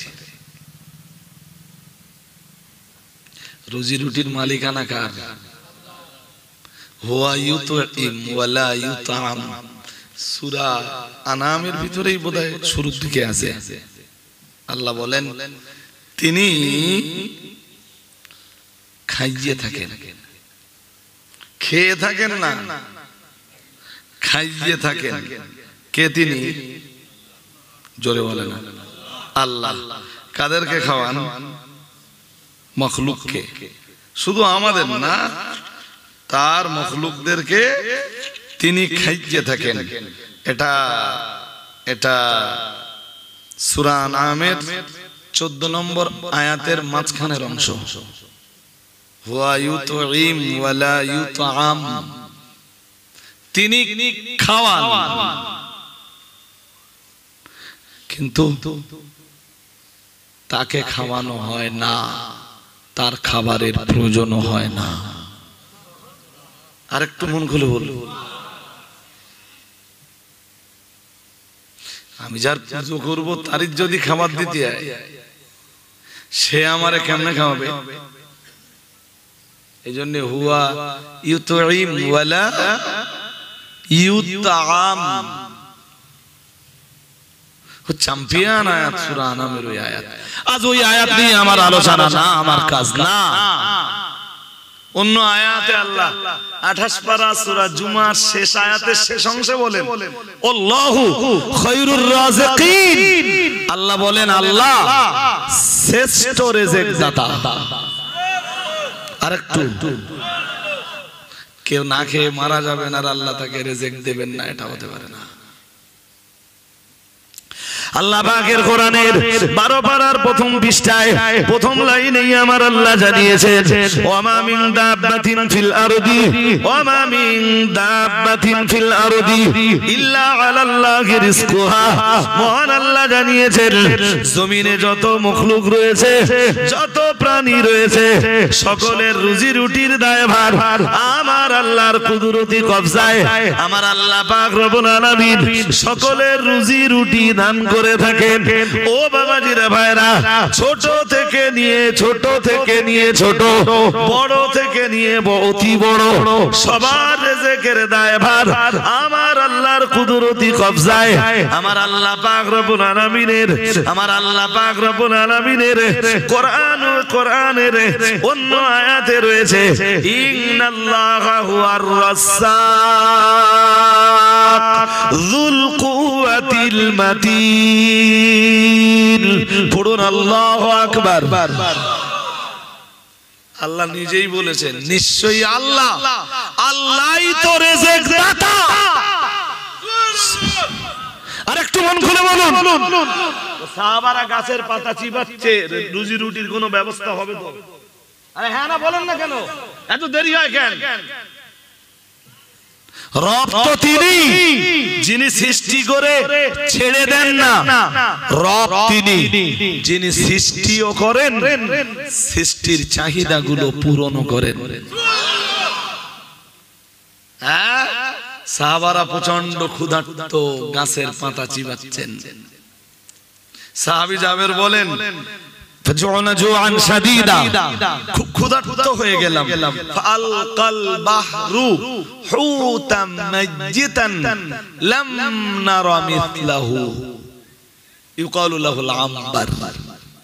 সাহাবী জাবেরের বর্ণনা, তিনি বলেন আমরা প্রচন্ড ক্ষুধার্ত যখন হয়ে গেলাম, যন্ত্রণা যখন সইতে পারছিলাম না, সমুদ্র তখন তার কিনারায় একটা বিরাট বড় মাছ নিক্ষেপ করলো। কি নিক্ষেপ করলো? আসলে নিক্ষেপ কি সমুদ্র করলো? সমুদ্র কার কবজায়? সবাই বলে না। সমুদ্রের পানি, সমুদ্রের ঢেউ হুকুম মেনে চলে কার? আল্লাহ। মারাজাল বাহরাইনি ইয়ালতাকিয়ান, সূরা রহমান তো অনেকে পড়েন। তারপর বলেন বাইনাহুমা বারযাখুল লা ইয়াবগিয়ান। আরেকটু, মিঠা পানি আর লবণাক্ত পানি একই সাথে চলছে, গরম পানি আর ঠান্ডা পানি একই সঙ্গে চলছে দুটো, বাট ঠান্ডাটা গরমের সাথে মেলে না, গরমটা ঠান্ডার সাথে মেলে না। বাইনাহুমা বারযাখুল লা ইয়াবগিয়ান, মাঝখানে কোনো পাটি সান্টান কিচ্ছু দেওয়া নেই। এসব তোমার রবের কুদরতের খেলা। এরা সবাই তোমার রবের হুকুম মেনে চলে। আল্লাহ সমুদ্রকে হুকুম দিয়েছেন, সমুদ্রের পানির হুকুম দিয়েছেন একটা মাছ কিনারায় নিক্ষেপ কর, ঠিক ওই জায়গায় যেখানে আমার নবী সাহাবীরা আছেন। সমুদ্রের মাছ বলো, আসলে মাছ না, সমুদ্রের মাছ আসলে কোরআনের ভাষায় আল্লাহ ওটারে বলেছেন লাহমান তরিয়া। আল্লাহ বলেন ওটা তাজা গোশত। কি সমুদ্রের মাছ কি তাজা? হ্যাঁ, একটা গরু জবাই করলে আর কতটাই বা গোশত হয়। সমুদ্রে এমন মাছ আছে 10টা গরু, বিরাট বড় বড়, ধরুন 4 কুইন্টাল 5 কুইন্টালে গরু, তা 5টা জবাই করলে আপনার ধরুন 25 কুইন্টাল হলো গোশত। সমুদ্রে এমন মাছ আছে যে মাছটা মানে একটা মাছের ওয়েট 30 কুইন্টালের চাইতেও 25 কুইন্টালের চাইতেও অনেক তো ওই মাছকে মাছ বলবেন না গোশত বলবেন? তা আল্লাহ তো ওইটাই বলতেছেন যে আমি সমুদ্রের পানিতে তাদের জন্য লাহমে তারি তাজা গোশতের ব্যবস্থা করে রেখেছি। আমরা বাজারতে যা কিনে টিনে খাই, এগুলো ওই সমুদ্রের মাছের তুলনায় পুঁটি মাছটা এই ধরনের বললু মনে হয় কি কম বলা হবে না? বিশাল বিশাল মাছ। আল্লাহ পাকের নবী সাহাবী হযরত জাবেরের বর্ণনা, আমরা প্রচন্ড ক্ষুধার্ত হয়ে গেলাম। আল্লাহ পাক রব্বুল আলামিন আমাদের ক্ষুধা নিবারণের জন্য তাইফা আলকাল বাহরু হুতাম মাইয়াতান লাম নারা মিথলাহু, আল্লাহ পাক রব্বুল আলামিন আমাদের ক্ষুধা নিবারণের জন্য সমুদ্রকে নির্দেশ দিলেন। সমুদ্রের ঢেউ একটা বিরাট আকারের মাছ কিনারায় নিক্ষেপ করলো। আমার আল্লাহ পাক রব্বুল আলামিনের রাসূলের সাহাবী হযরত জাবের জানিয়ে দিয়েছেন, ও নবীর সাহাবীরা এটাও তোমরা মনে রাখো, ও উম্মতে মুহাম্মাদি এটাও তোমরা মনে রাখো, ইউকালু লাহুল আম্বার। এখন আমাদের তো জানতে মন চাইবে, তাহলে সাহাবাদের রুজি রুটির জন্য আমার আল্লাহ পাক রব্বুল আলামিন বিরাট যে মাছটাকে পাঠিয়ে দিলেন, এই মাছটার নাম কি ছিল এটা তো জানতে মন চাইবে। সাহাবী জাবেরের বর্ণনা, লাম নারা মিথলা, এই রকম মাছ আমরা জীবনে কোনোদিন দেখিনি। আরেকটু মন খুলে বলো আল্লাহু আকবার। সাহাবী জাবেরের বর্ণনা, লাম নারা মিথলাহু। আমি মক্কার বা অনেকগুলো বাজার ঘুরেছি, ঘুরে ঘুরে দেখতাম মাছের বাজার, সবজি বাজার। সবজি বাজারে যে আমার মনে হতো যে এখানে যেসব সবজি বিক্রি হচ্ছে, বসিরহাট মায়ের বাজারে, আমার ডন্ডিরহাট বাজারে, তারপরে নতুন বাজার, পুরাতন বাজার, কোন বাজারে এত ভালো সবজি বিক্রি হয় না। মাছের বাজারে ঢুকে আমার মনে হয়েছিল সমুদ্রের কত রকম মাছ আপনি নেবেন। অভিজ্ঞতাটা নেওয়ার জন্য মাঝে মাঝে সায়ের করতাম। সাহাবী জাবের বলছেন এরকম মাছ কোনোদিন দেখিনি। লাম নারা মিথলা।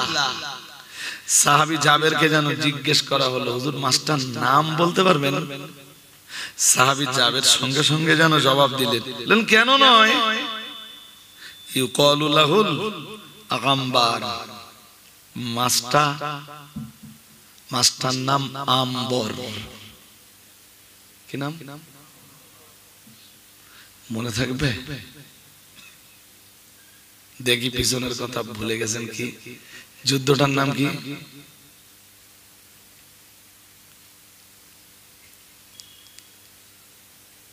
সবাই ভুলে গেছে। আর অশুনতে এই যে নীরব পরিবেশে আমার কাছে বসেন আপনারা, ভীষণ ভালো লাগে যখন আপনারা এইভাবে একদম কাতারে কাতার দিয়ে, কোনো নড়াচড়া নেই, হরকত নেই, হেলদোল নেই, কিছুই নেই, একভাবে কথা শুনছেন। মনে রাখতে পারেন না কেন? জাইশুল খাফত, জাইশুল খাফত শুরুতেই বলেছিলাম, ভুলে গেছে। পরে আম্বারটা বলতেছি, এটা আবার কালকে, এটা একটু সহজ আছে বলে। হ্যাঁ, জাইশুল খাফত। আর মাছটার নাম আম্বার, আইন নুন বেরে, বা অন্যভাবে বললে বার, আম্বার। কেউ বে পড়ে আর কেউ তোর যেটা মন চাচ্ছে তুই পড়, আমরা যেটা পড়তেছি এটা বাধা দিস না। ভুল বলছি? হ্যাঁ হ্যাঁ, চলো।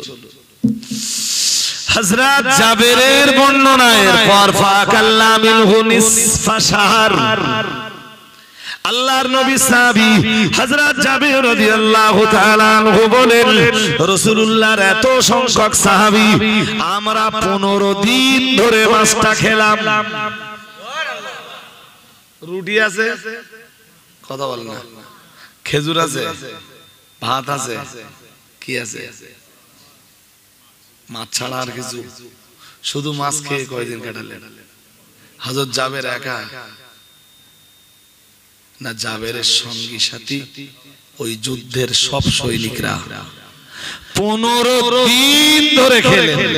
ফাকালনা মিনহু নিসফা শাহরিন ফাকাদা আবু উবাইদা আযমা মিন ইযামিহি। মাছের ওইটারে খাওয়ার পরে যেটা ফেলে দেন ওটা কি বলে? কাটা। কি বলে? কাটা। আচ্ছা, মাছ যত বড় হবে কাটা তত। আচ্ছা, মাছের কাটা যদি গরুর পায়ের ঠ্যাঙের চাইতে মোটা হয় তখন ওইটা কাটা বলবেন না হাড় বলবেন? এই তো লাইনে আছেন আপনারা ভালোই। তেলাহুই মাছের কাটা দুই একজন দেখেছি, তেলাহুই মাছের কাটা টাটা বাজে না, ওই ভাব ঢুকে দিচ্ছে। আছে না? হ্যাঁ, আবার গলায় একটা মাছের কাটা টাটা বেঁধে গেলে না ভীষণ কষ্ট হয়, ভীষণ অসুবিধা হয়। মাছের কাটা টাটা বেঁধে গেলে সূরা ওয়াকিয়ার ওই আয়াতটা পড়ে ঝেড়ে দেবে। কোনটা? ফালাউলা ইযা বালাগাতিল হুলকুম ওয়া আনতুম হিনাইযিন তানজুরুন। এইভাবে পড়ে, এইভাবে একটু ঢুলে দেবেন, একটু আল্লাহ চাইলে আল্লাহর করুণা হবে। কত বুঝেননি? হ্যাঁ।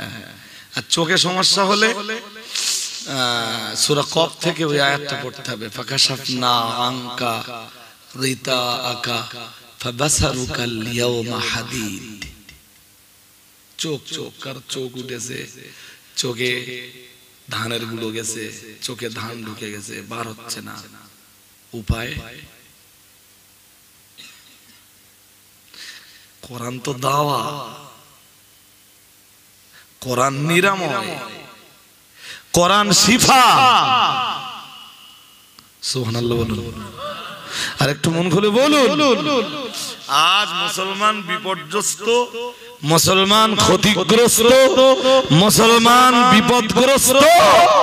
এর পিছনে কারণ তো এইটা যে মুসলমান কোরআন তুলে, বলুন এই তো বোধহয় 3-4 দিন আগে একটা স্টেশনে নেমেছে, এক কোচি এসে বলছে, মানে নওজোয়ান বলছে, হুজুর প্রতি রাত্রে খুব মাঝে মাঝে স্বপ্ন দেখি, রোজ। তো জি হুজুর, আচ্ছা তা এসব নামাজ কালাম পড়া হয়? তাহলে না। কোরআন পড়া হয়? তাহলে না। দেখ ভাই, আমি তো ঝাড়িয়ে দিলু, হয়তো আজকের দিনটা একটু নরম পড়বে না, কালকে আবার তোর এই জিনিস বন্ধ হওয়ার জন্য না 5 বারের নামাজি হতে হবে, আর নিজের হাতে আল্লাহর কোরআনটা তুলে নিয়ে একটু তেলাওয়াত করতে হবে। সবাই যদি কোরআন তেলাওয়াত করতে শিখে যায় তাহলে আগে হুজুরের আবার দাওয়াত হবে না। বুঝতে পারেন? খতম পড়ার যে দাওয়াত গুলো হয়, এটা খতম পড়ার রেওয়াজ আছে না? হ্যাঁ না কিছু বলেন? হ্যাঁ আছে না? তাহলে আঙ্গা হুজুরির আবার খতম পড়ার দাওয়াত সবে বরাতের মাসে দেখেন না কি পরিমাণ চাপ, হুজুরগা ডায়েরি মোটে খালি। আজকে 5টা খতমের দাওয়াত। কত কজনে মিলে পড়েছে দোস্ত? তাহলে 3 জন, 3 জনে 5 খতম পড়ে ফেলেছে। হ্যাঁ, খতম কপারায় তাহলে 12 পারায়। 3 জনের যদি 5 খতম পড়তে হয় তো খতম 30 পারায় কেমনে হয়? কপারায় 12 পারা পড়লো, তাও পয়সা কম দিলি, পরে আবার 6 পারা কেটে নিয়ে অন্য জায়গায় দেবে। হাসতেছে অবাক, এসে বলতেছে ওই যে খতবের নজরানা 50 টাকা দিয়েছে। কত? 50 টাকা। তারপর তাই তো ভাই বাড়িওয়ালা কত চালাক, কেন তাহলে বাড়িওয়ালা যেরকম 50 টাকা দিয়েছে, 12 ভাড়া পড়িলুম, 6 ভাড়া কেটে নিয়ে আবার অন্য জায়গায় দিছি।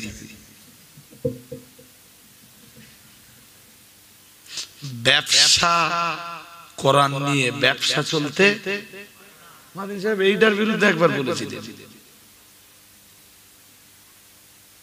এর মানে কি এইটা যে কোরআন তেলাওয়াতের বিরুদ্ধে বলছি? আপনার বাড়ি কোরআন তেলাওয়াত হবে, আপনি নিজে কোরআন তেলাওয়াত করুন, বাড়ির ভাবিকে বলুন কোরআন তেলাওয়াত করতে। এরপরও মন ওঠে না মুফতি সাহেবকে বছরে একদম মন উঠতেছে না, আচ্ছা মুফতি সাহেবকে একবার একটু এনে বাড়িতে একটু দোয়া করে গেলেন, ব্যাস আর কি চাই? মুফতি সাহেব এসে একবার পড়ে দিয়ে গেলি সারা বছরের কাজ হবে, মানে প্রোমো মেরে নেওয়া হয়, তাই তো? শবে বরাতের সময় যে পড়াটা পড়ে নেওয়া হয়, এটা কি 1 বছরের কি বলে 1 বছরের রিচার্জ মেরে নেওয়া হয়, যে 1 বছর চলবে, আমার গাও চলবে, আর আঙ্গা বাড়িতে যারা মরে কবরে চলে গেছে ওর গাও আর 1 বছরে কিচ্ছু হবে না। 1 বছরের প্রোমো মেরে নেওয়া হলো, 1 বছরের রিচার্জ করে নিল, একটা খতম বাড়িতে। আল্লাহ আমাদের বুঝবার ক্ষমতা দান করুন, বলুন আমিন। তো যখন কি বলবো, মাছ যখন বড় হয়, তো একটা মাছের ওজন যদি 1000 কেজি হয়, একটা গরুর ওজন তো 200 কেজি। 60 কেজি 65 কেজির গরু আমাদের দেশে কখনো কখনো জবাই হয়। তাহলে মাছের ওজন যদি 1000, 1500, 2000 কেজি হয়, তাহলে এই গরুর হাড়ের চাইতে মাছের কাঁটা মোটা হবে তো? হ্যাঁ না বলে না? তখন তো আর কাঁটা বলা যাবে না, কি বলবো? এই জন্য হাদিসে ঠিক হাড় শব্দটাই আসতেছে, কাঁটা আসতেছে না। কি আসতেছে? فأخذ عظما من عظامه فأخذ أبو عبيدة عظما من عظامه। আপনাদের মনে রয়েছে ওই যে যুদ্ধটাতে প্রিয় নবী মুহাম্মদুর রাসূলুল্লাহ সাল্লাল্লাহু আলাইহি ওয়াসাল্লাম সাহাবীদেরকে পাঠিয়েছিলেন। সাহাবীদেরকে যখন পাঠাচ্ছিলেন, ও বাবাজিরা ভাইরা, তাদের নেতা করে, তাদের আমির করে রাসূল যাকে পাঠিয়েছিলেন তিনি হলেন রাসূলের প্রিয় সাহাবী, জান্নাতের সার্টিফিকেট প্রাপ্ত সাহাবী, আমার নবীর মুখে ঘোষিত জান্নাতি হযরত আবু উবাইদা ইবনুল জাররাহ রাদিয়াল্লাহু তাআলা আনহু। ও বাবাজিরা ভাইরা, হযরত আবু উবাইদা রাদিয়াল্লাহু তাআলা আনহু ওই মাছের একটা হাড্ডি নিজের হাতে তিনি তুলে নিলেন। যদিও হাড্ডিটার ওজন অনেক বেশি, কিন্তু হাদিস বিবরণ দিয়েছে ফাখাদা আবু উবাইদাতা আযমান মিন ইদামিহি ফামাররার রাকিবু তাহতাহু। সুবহানাল্লাহ। মাছের যে কাঁটা আপনারা দেখেন, আমরা যে সব মোটামুটি মাছ খাই, ধরুন একটা কাতলা মাছের ওজন যদি 1.5 কেজি হয়, তা 1.5 কেজি ওজনের কাতলা মাছ রান্না করে খাওয়ার পরে একটা কাঁটা বাদ যাবে তো? যাবে না? যাবে। কাঁটা এই চিরুনির মতো এরকম দাঁত আছে না? হ্যাঁ না কিছু বলে দেখেননি, দুদিক দিয়ে থাকে। আর মেন হাড্ডিটা মাঝখান দিয়ে চিরুনি, দুমুখো চিরুনি দেখেছেন? ওইরকম তো, ওই রকম এইরকম দুটো কাঁটার মাঝখান দিয়ে হযরত আবু উবাইদা ওটা টানিয়ে দিলেন। আর একটা লোক উটের উপরে অথবা ঘোড়ার উপরে সাওয়ার হয়ে 2টা কাঁটার মাঝখান দিয়ে চলে গেল। মাছটা কি এবার বড় বল মনে হচ্ছে? না বুঝতে অসুবিধা হচ্ছে এরপরে? হ্যাঁ, এরপরের কথাটা শুনেন। হাদিস শরীফ বিবরণ দিয়েছে প্রিয় নবী মুহাম্মদুর রাসূলুল্লাহ সাল্লাল্লাহু আলাইহি ওয়াসাল্লামের সাহাবী হযরত জাবেরের বর্ণনা, ফালাম্মা কদিমনাল মদিনাতা যাকারনা যালিকা লিন-নবী সাল্লাল্লাহু আলাইহি ওয়াসাল্লাম। এরপরে যখন যুদ্ধ শেষ হয়ে গেল, আমরা যখন মদিনায় ফিরে এলাম, প্রিয় নবী মুহাম্মদুর রাসূলুল্লাহ সাল্লাল্লাহু আলাইহি ওয়াসাল্লামের দরবারে যখন এলাম, নবী আমাদেরকে যুদ্ধের ময়দানের ব্যাপারে জিজ্ঞাসা করলেন, অথবা যুদ্ধের ময়দানের কন্ডিশনের ব্যাপারটা আমরা যখন রাসূলুল্লাহকে শোনাচ্ছিলাম, প্রিয় নবী মুহাম্মদুর রাসূলুল্লাহ সাল্লাল্লাহু আলাইহি ওয়াসাল্লামকে আমরা একটা পর্যায়ে এসে বললাম, ইয়া রাসূলুল্লাহ, ইয়া হাবিবাল্লাহ, হুজুর জিহাদের ময়দানে আমরা বড় ক্ষুধার্ত হয়ে গিয়েছিলাম। ইয়া রাসূলুল্লাহ, ইয়া হাবিবাল্লাহ, হুজুর খাওয়ার মতো আমাদের কাছে কিছুই ছিল না। অগাধা কোন রাস্তা না পেয়ে আমরা গাছের পাতা চিবিয়েছিলাম। ইয়া রাসূলুল্লাহ, ইয়া হাবিবাল্লাহ, হুজুর কিন্তু আমরা আপনার সাহাবীরা, আমাদের কষ্ট আমার আল্লাহ সয় না। আমার আল্লাহ রুজি রুটির মালিক, আমার আল্লাহ শ্রেষ্ঠ রিজিক দাতা, আমার আল্লাহ হলেন আল্লাহু খায়রুর রাযিকিন, আমার আল্লাহ শ্রেষ্ঠ রুজি রুটি দাতা, আমার আল্লাহ হলেন ওমা মিন দাব্বাতিন ফিল আরদি ইল্লা আলাল্লাহি রিজকুহা, আমার আল্লাহ হলেন ইন্নাল্লাহা হুয়ার রাজ্জাকু যুল কুওয়াতিল মাতিন। ইয়া রাসূলুল্লাহ, ইয়া হাবিবাল্লাহ, হুজুর আমরা তখন ক্ষুধায় কাতর, ক্ষুধার যন্ত্রণায় ছটফট করেছিলাম। হুজুর আমরা তখন গাছের পাতা চিবাচ্ছিলাম। সেই সময়ে আমার আল্লাহ তাআলা দয়া পরবশ হয়ে সমুদ্রের একটা মাছ সমুদ্রের কিনারায় আমাদের জন্য নিক্ষেপ করে দিলেন। ইয়া রাসূলুল্লাহ, ইয়া হাবিবাল্লাহ, হুজুর 15 দিন ধরে আমরা ওই মাছটা খেলাম। প্রিয় নবী মুহাম্মদুর রাসূলুল্লাহ সাল্লাল্লাহু আলাইহি ওয়াসাল্লাম, আল্লাহ পাকের নবী এক বিন্দু বিসর্গ দেরি না করে বললেন, ফাকালা কুলু রিজকান, আল্লাহ পাকের নবী বললেন, ফাকালা কুলু রিজকান আখরাজাহুল্লাহ। প্রিয় নবী বললেন, আল্লাহ পাক তোমাদের জন্য রুজি রুটি হিসাবে যেটা পাঠিয়েছেন, রিজিক হিসাবে যেটা পাঠিয়েছেন, তোমরা সেটা খাও।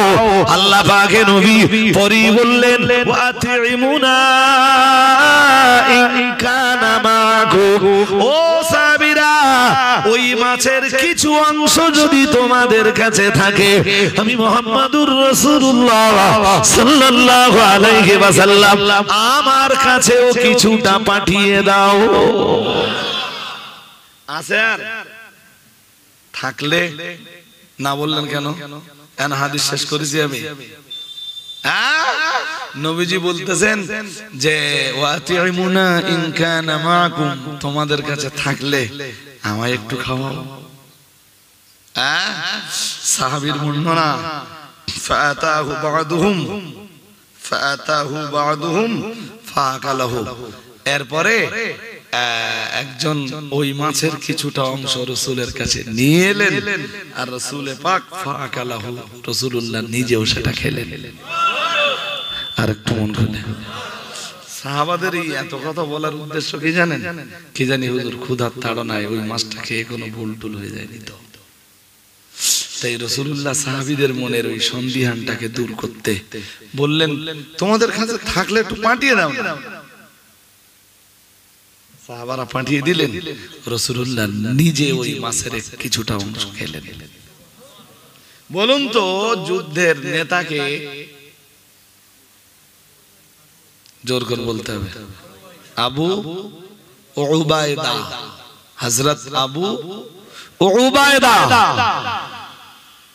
তিনি ওই যুদ্ধ বাহিনীর লিডার, আমির। আর নবী যখন কাউকে আমির বানিয়ে দিতেন, মন দিয়ে শোনেন, আল্লাহ পাকের নবী মুহাম্মদুর রাসূলুল্লাহ সাল্লাল্লাহু আলাইহি ওয়াসাল্লাম জিহাদের ময়দানের জন্য যখন কাউকে আমির বানিয়ে দিতেন অথবা কোন গোষ্ঠীর আমির বানিয়ে দিতেন, কোন জাতির জন্য রাসূল যখন কাউকে আমির বানিয়ে দিতেন, কোন প্রদেশের জন্য কাউকে রাসূলুল্লাহ যখন আমির বানিয়ে দিতেন, দয়ার নবী মুহাম্মদুর রাসূলুল্লাহ সাল্লাল্লাহু আলাইহি ওয়াসাল্লাম নবী আমার বলতেন, ও আমার সাহাবীরা মনে রাখো আমি মুহাম্মদুর রাসূলুল্লাহ সাল্লাল্লাহু আলাইহি ওয়াসাল্লাম বলছি, আতিউল আমিরা আতিউল আমিরা আতিউল আমিরা। ও আমার সাহাবীরা আমি মুহাম্মদুর রাসূলুল্লাহ সাল্লাল্লাহু আলাইহি ওয়াসাল্লাম বলছি, তোমরা আমিরের আনুগত্য করো, তোমরা তোমাদের নেতার আনুগত্য করো, তোমরা তোমাদের নেতার আনুগত্য করো। আল্লাহ পাকের নবী আল্লাহর হাবিব বলতেন, কোন এক বর্ণনায় রয়েছে আল্লাহ পাকের রাসূল একদিন বলেছিলেন, ওয়ালাউ কানা আবদান হাবশিয়ান, ও সাহাবীরা হাবশী দেশের কোন কালো কুচকুচে কেনা গোলাম যদি তোমার নেতা হয়, আমি মুহাম্মদুর রাসূলুল্লাহ সাল্লাল্লাহু আলাইহি ওয়াসাল্লাম বলছি, তবুও তুমি নেতার আনুগত্য করবা। আরেকটু মন খুলে বলেন। এই পর্যন্ত শোনার পরে বলেন, ইসলামে আমিরের ব্যবস্থা, নেতার ব্যবস্থা আছে না? হ্যাঁ, নেতা ছাড়া নেতৃত্ব দেবে কে? আজকে যদি বলা হয় যে এখন আর আমির নেই, তাহলে হুজুর তুমি বলে দাও, ইসলাম তো এরকম কোন ধর্ম নয়। ইসলাম এমন কোন ধর্ম কি যে ইসলাম নট কমপ্লিট? কথা কয় না। ইসলাম কমপ্লিট ধর্ম না নট কমপ্লিট ধর্ম? এত দেরি হচ্ছে কেন? ইসলাম কি? ইসলাম কমপ্লিট ধর্ম। তো তোমার কথাই মেনে নিলাম। যদি ইসলামে আমিরের ব্যবস্থা না থেকে থাকে, তাহলে বলো হুজুর আজকের সময়ে ইসলামের নেতৃত্ব কারা দেবে? তুমি যদি বলো হুজুর তুমি ইসলামের নেতৃত্ব প্রদান করবা, তো তুমি তো তার গা আমির হয়ে গেলে, তা তুমি কি চুলকুনিতে আমিরের বিরুদ্ধে বলতেছো? আমার কথা বুঝতে পারেননি? তুমি যদি বলো যে ইসলামের নেতৃত্ব আমি নিজে দেব, এক্সিলেন্ট এক্সিলেন্ট, তুমি নেতৃত্ব দেবে মানে তুমি তাদের কি হয়ে গেলে? নেতা। তা তুমি তো তাদের আমির হয়ে গেলে।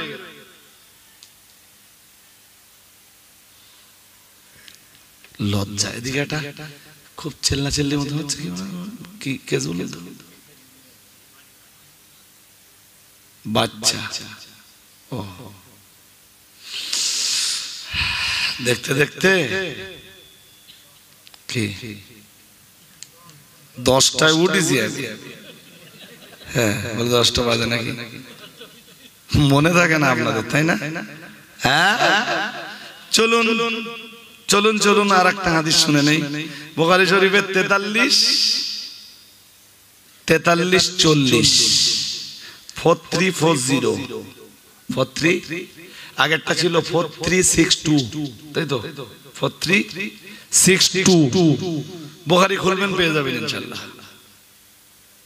সেই দিন মনে হবে যে রজব আলী সাহেব ফাও বলি আওলায় না। এলেম থাকলে হবে, তাহলে কি দরকার হুজুর? তাহলে আদব, তাহলে এলেম ইবলিসের ছিল সামলাও ঠেলা। হাজিরিন চলুন এবারে আমরা 4340 হাদিসটা শুনে নেই। হাদিসটার বর্ণনাকারী আবু আব্দুর রহমান, তিনি হযরত আলী থেকে হাদিসটা বর্ণনা করছেন।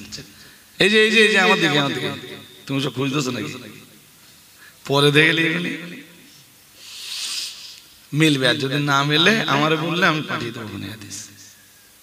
আমরা রেডি আছি, এবং আমার এমন জায়গায় সেভ করা, সেখান থেকে যে কোনো লোককে শেয়ার করা যাবে, বলে দিয়েছি। ফোন নাম্বার আমার গাইল টাইল কেউ দেবে না তো, ভয় তো ওইটাই বেশি। এখন কি করি বলেন দিন, যেই দেখি যে কেউ গাইল টাইল তো অনলাইনে যাচ্ছে আর কি, বুঝতে পেরে হয় একদম ফার্স্ট টাইম বলি ভাই আমাকে না এই ব্যাপারটা, আরো অনেক হুজুর হযরতরা আছেন তাদেরকে জিজ্ঞেস করে নেন, আমি যে সব জানতা ऐसा तो नहीं भाई, আরে ঠিক সব জানি না, কি জানি আমি উলুমুল কোরআনের ও উলুমুল তাফসীরের একজন ছাত্র, আমি উলুমুল হাদিসের একজন ছাত্র, আমি উলুমুল ফিকহের একজন ছাত্র। বলে দিই একজন আমার কিছু জিজ্ঞেস করলে মুফতি সাহেবের জিজ্ঞেস করে নেবেন, আপনি পারবেন না ধরেই নেন না, তাই জানি না যে লাদ্রি না বলতে পারবে, লাদ্রি মানে আমি জানি না, লাদ্রি মানে আমি জানি না, যে লাদ্রি না বলতে পারবে সে কোনো আলেমের পর্যায়ে পড়ে না। আলেম হতে গেলে ওইটা শিখতে হবে আগে। কি ইমাম মালিকের মতো দুনিয়া বরেণ্য আলেম, যিনি মসজিদে নবাবির মুহাদ্দিস,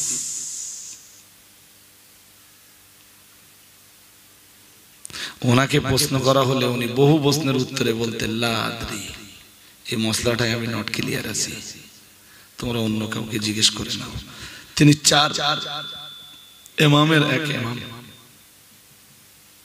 সম্ভবত আমার ঠিক স্মরণে পড়ছে না, তবে সম্ভবত আব্দুল্লাহ ইবনে আব্বাস, যিনি আকাশের নিচে জমিনের উপরে কোরআনের সবচাইতে বড় পণ্ডিত। সুবহানাল্লাহ। 100 প্রশ্ন করা হলে 10টা জবাব দিতে না, 90টা বলতে লা আদরি, অন্যদের থেকে জেনে নাও, আমাকে জিজ্ঞেস করো না, আমি ব্যাপারটা ভালো জানি না। আমি জানি না মানে আমি ব্যাপারটা ভালো। আর এই যুগে এসে মুঠি মাদ্রাসায় যায়নি, কি প্রশ্ন দেবেন আপনি? এক জায়গায় বসে সব অ্যানসার।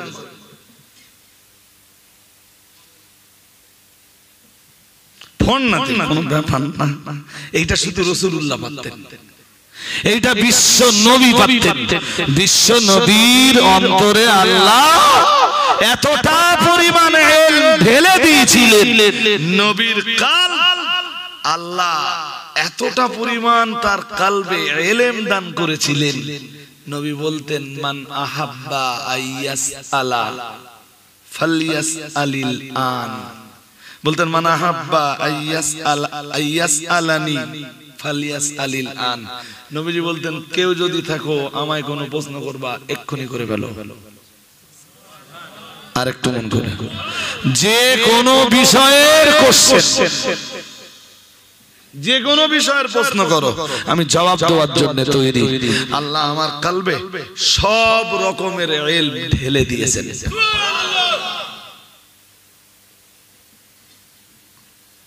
হাজরিনে মজলিস, তো হযরত আলী রাদিয়াল্লাহু তাআলা আনহু থেকে হাদিসটা বর্ণিত, তিনি বলছেন বাসান নবী সাল্লাল্লাহু আলাইহি ওয়াসাল্লাম সারিয়াতান, রাসূল করিম সাল্লাল্লাহু আলাইহি ওয়াসাল্লাম কোথাও একটা, মন দিতে হবে ভাই, মন দিতে হবে, কোথাও একটা, এই হাদিসটাও খুব সুন্দর, খুব দারুণ। নবীজি কোথাও একটা বাহিনী পাঠালেন। কি পাঠালেন? বাহিনী। বেশ, এই বাহিনীতে রাসূলুল্লাহ ফাস্তামালা রাজুলাম মিনাল আনসার, এই বাহিনীতে রাসূলুল্লাহ একজন আনসার সাহাবীকে সেনাবাহিনীর নেতা বানালেন। কি বানালেন? কে নেতা বানাচ্ছেন? রাসূলুল্লাহ নিজে নেতা বানাচ্ছেন। কাদের নেতা? একটা সেনাবাহিনীর নেতা। কাকে বানাচ্ছেন? এক আনসারী সাহাবীকে। এক বলুন না, এক আনসারী সাহাবীকে। তো শুধু বানাচ্ছেন না, হাদিস শরীফ বিবরণ দিয়েছে প্রিয় নবী মুহাম্মদুর রাসূলুল্লাহ সাল্লাল্লাহু আলাইহি ওয়াসাল্লামের দরবার থেকে ওই সেনাবাহিনী রওনা দেওয়ার আগে প্রিয় নবী মুহাম্মদুর রাসূলুল্লাহ সাল্লাল্লাহু আলাইহি ওয়াসাল্লাম আনসারী সাহাবীকে নেতা বানিয়ে দিলেন, ওই বাহিনীর আমির বানিয়ে দিলেন। এরপরে আমার নবী এক বিন্দু বিসর্গ দেরি না করে আমার আল্লাহর নবী হাদিস বিবরণ দিয়েছে, ওয়া আমারহুম মুহাম্মাদুর রাসূলুল্লাহ সাল্লাল্লাহু আলাইহি ওয়াসাল্লাম বললেন, ও সাহাবীরা তোমরা যারা এই বাহিনীতে আছো, আমির হিসাবে আমি আমার যে আনসারী সাহাবীর নিয়ম দান করেছি, খবরদার তোমরা আমার আনসারী সাহাবীর আনুগত্য করে চলবা। আরেকটু মন খুলে বলেন, এই সাবধান, নেতা অবমাননা করো না, জানো নেতা অবমাননা করো না। এরপরে কি হলো দেখেন, হাদিস শরীফ বিবরণ দিয়েছে, ফাকাদিবা ফাকালা আলাইসা আমারাকুমুন নবী সাল্লাল্লাহু আলাইহি ওয়াসাল্লাম আইয়ুতিউনি আনতুতিউনি। দয়ার নবী মুহাম্মদুর রাসূলুল্লাহ সাল্লাল্লাহু আলাইহি ওয়াসাল্লাম আমার আল্লাহর নবীর ওই আনসারী সাহাবী ওই বাহিনীকে নিয়ে বেরিয়ে পড়লেন। ও বাবাজিরা ভাইরা, অনেকটা রাস্তা অতিবাহিত করলেন, একটা ফাঁকা মাঠে এসে হাজির হলেন। ওই ফাঁকা ময়দানে এসে হাজির হয়ে সাহাবীদেরকে ডাক দিয়ে বললেন, আলাইসা আমারাকুমুন নবী সাল্লাল্লাহু আলাইহি ওয়াসাল্লাম আনতুতিউনি। ও নবী সাহাবীরা, নবীজি এই যে সেনাবাহিনীটা পাঠিয়েছেন, এই সেনাবাহিনীর নেতা কি আমায় বানাননি? সাহাবারা বললেন, ইয়েস, জি হুজুর, আপনাকে নেতা বানিয়েছেন। আল্লাহর নবীর ওই আনসারী সাহাবী আবার বললেন, মুহাম্মদুর রাসূলুল্লাহ সাল্লাল্লাহু আলাইহি ওয়াসাল্লামের দরবার থেকে তোমরা যখন রওনা দিচ্ছিলে, নবী কি নেতা হিসাবে আমায় মান্যতা দেওয়ার ব্যাপারে তোমাদেরকে নির্দেশ দেননি? সাহাবীরা বললেন, কালু বালা, জি হুজুর, জি হুজুর, জি জানাব।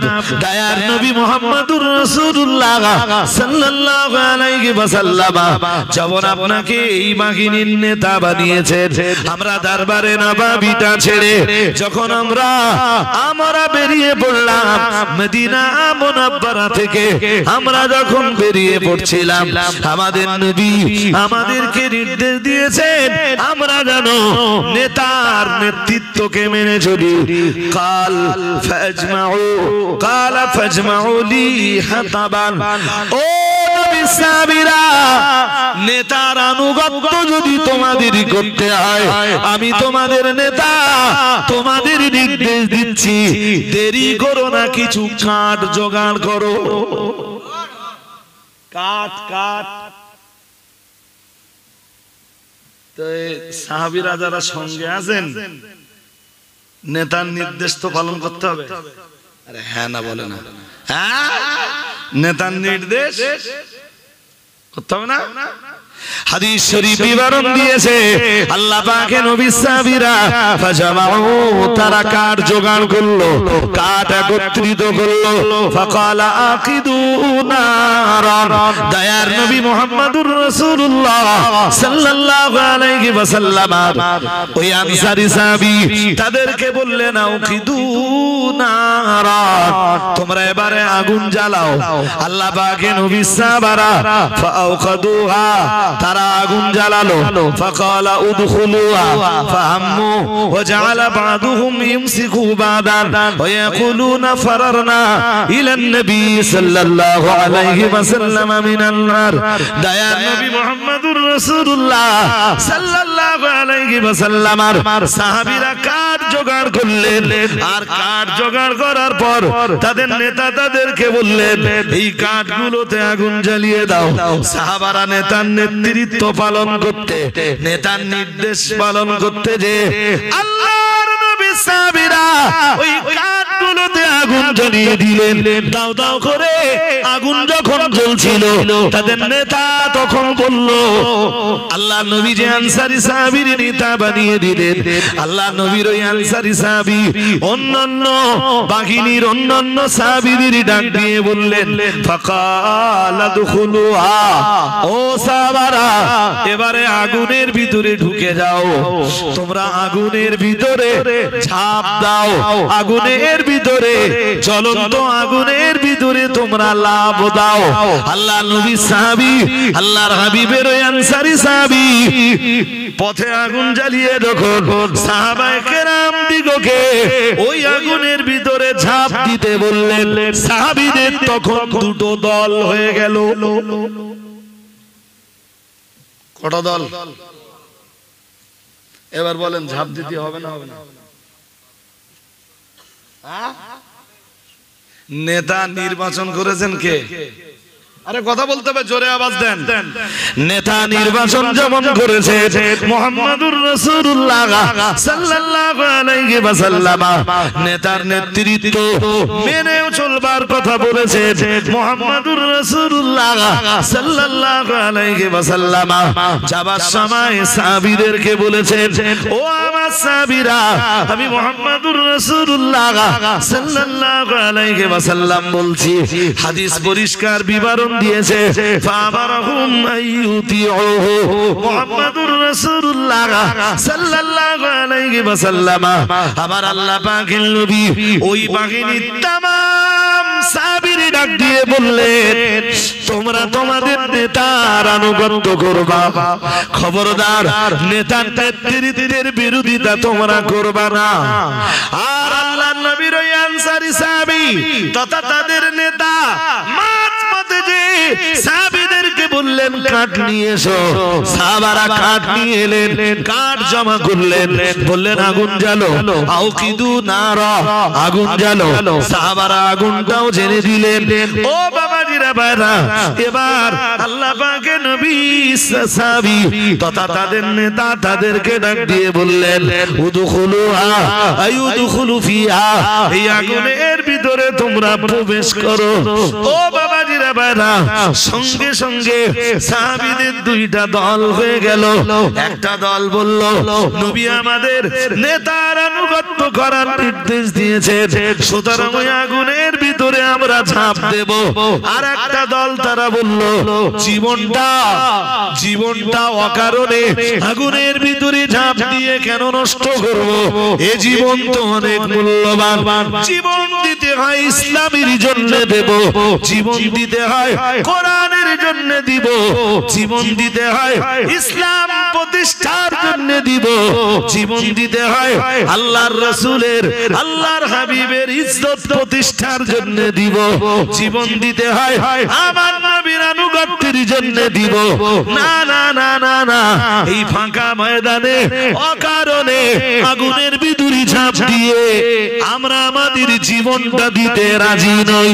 ও ভাইরা আমার, মনে রেখে দিন, নবীর ওই সাহাবীরা তারা বলল ফারারনা, আল্লাহ নবীর সাহাবীরা ওয়াকুলুনা, তারা বলল ফারারনা ইলান নবী সাল্লাল্লাহু আলাইহি ওয়াসাল্লাম মিনান নার, আমরা তো মুহাম্মদুর রাসূলুল্লাহ সাল্লাল্লাহু আলাইহি ওয়াসাল্লামের কাছে এসে কালেমা পড়ে মুসলমান হয়েছিলাম, আগুনে আগুন থেকে বাঁচবার জন্যই, জাহান্নামের আগুন থেকে বাঁচবার জন্যই তো আমরা রাসূলের দরবারে এসে কালেমা পড়ে মুসলমান হয়েছিলাম। সুতরাং আজকে আগুনে ঝাঁপ দেওয়ার কোনো প্রশ্নই আসে না। ও বাবাজিরা ভাইরা, সাহাবাদের দুটো দল তৈরি হয়ে গেল। একটা দল বলল নেতার নির্দেশ পালন করা লাগবে, আর এক দল বলল না না না না না, অকারণে নিজেদের জীবনকে উৎসর্গ করব না, জাহান্নাম থেকে বাঁচবার জন্যই তো ইসলাম কবুল করেছি, জাহান্নাম থেকে বাঁচবার জন্যই তো রাসূলুল্লাহর দরবারে এসে কালেমা পড়েছি। সুতরাং এখন আর অকারণে আগুন আগুনে ঝাঁপ দিয়ে নিজের জীবন শেষ করে দেওয়ার কোনো প্রশ্নই ওঠে না। ফামাজালু হাত্তা খামাদাতিন নার, তাদের ভিতরে কথাবার্তা চলতে চলতে এইভাবে আগুনটা নিভে গেল। ফাসাখানা গাদাবহু ফাবালাগান নবিয়্যা সাল্লাল্লাহু আলাইহি ওয়াসাল্লাম, দয়ার নবী মুহাম্মদুর রাসূলুল্লাহ সাল্লাল্লাহু আলাইহি ওয়াসাল্লাম ওই সাহাবীরা যখন মদিনা মুনাওয়ারায় ফিরে এলেন, আমার নবীর দরবারে যখন এলেন, ফাবালাগান নবিয়্যা সাল্লাল্লাহু আলাইহি ওয়াসাল্লাম, আল্লাহর নবীকে আল্লাহর হাবিবকে বললেন, ইয়া রাসূলুল্লাহ, আপনি যারে নেতা বানিয়ে দিয়েছিলেন সে মাঝপথে যে আমাদেরকে কাঠ জোগাড় করতে বলল, হুজুর আমরা কাঠ জোগাড় করে দিলাম। এরপরে বলল আগুন নিয়ে এসো, হুজুর আমরা আগুন নিয়ে এলাম। এরপরে বলল কাঠে আগুন লাগাও, আমরা কাঠে আগুন লাগিয়ে দিলাম। দাও দাও করে যখন আগুন জ্বলতে লাগলো, হুজুর আমাদের নেতা ওই আগুনের ভিতরে আমাদের ঝাঁপ দিতে বলল, হুজুর আমাদের ভিতরে দুটো দল তৈরি হয়ে গেল। ইয়া রাসূলুল্লাহ, একটা দল আমিরের আনুগত্য করার জন্য আগুনের ভিতরে ঝাঁপ দেওয়ার জন্য তৈরি হলো, হুজুর আর একটা দল তারা বলল ফেরারনা, তারা বলল আমরা পালিয়েছি। কার কাছে পালিয়েছি? মুহাম্মাদুর রাসূলুল্লাহ সাল্লাল্লাহু আলাইহি ওয়াসাল্লাম। ফেরারনা ইলান নবী সাল্লাল্লাহু আলাইহি ওয়াসাল্লাম মিনান নার, এই আগুন থেকে বাঁচার জন্য আমরা মুহাম্মাদুর রাসূলুল্লাহ সাল্লাল্লাহু আলাইহি ওয়াসাল্লামের দরবারে আশ্রয় নিয়েছি, কালেমা পড়েছি, কোরআন বিশ্বাস করেছি, নামাজ বিশ্বাস করেছি, রোজা বিশ্বাস করেছি, হজ বিশ্বাস করেছি, যাকাত বিশ্বাস করেছি। না না না না না, অকারণে আগুনের ভিতরে ঝাঁপ দিয়ে আমাদের জীবনটাকে শেষ করে দেওয়া সম্ভব নয়।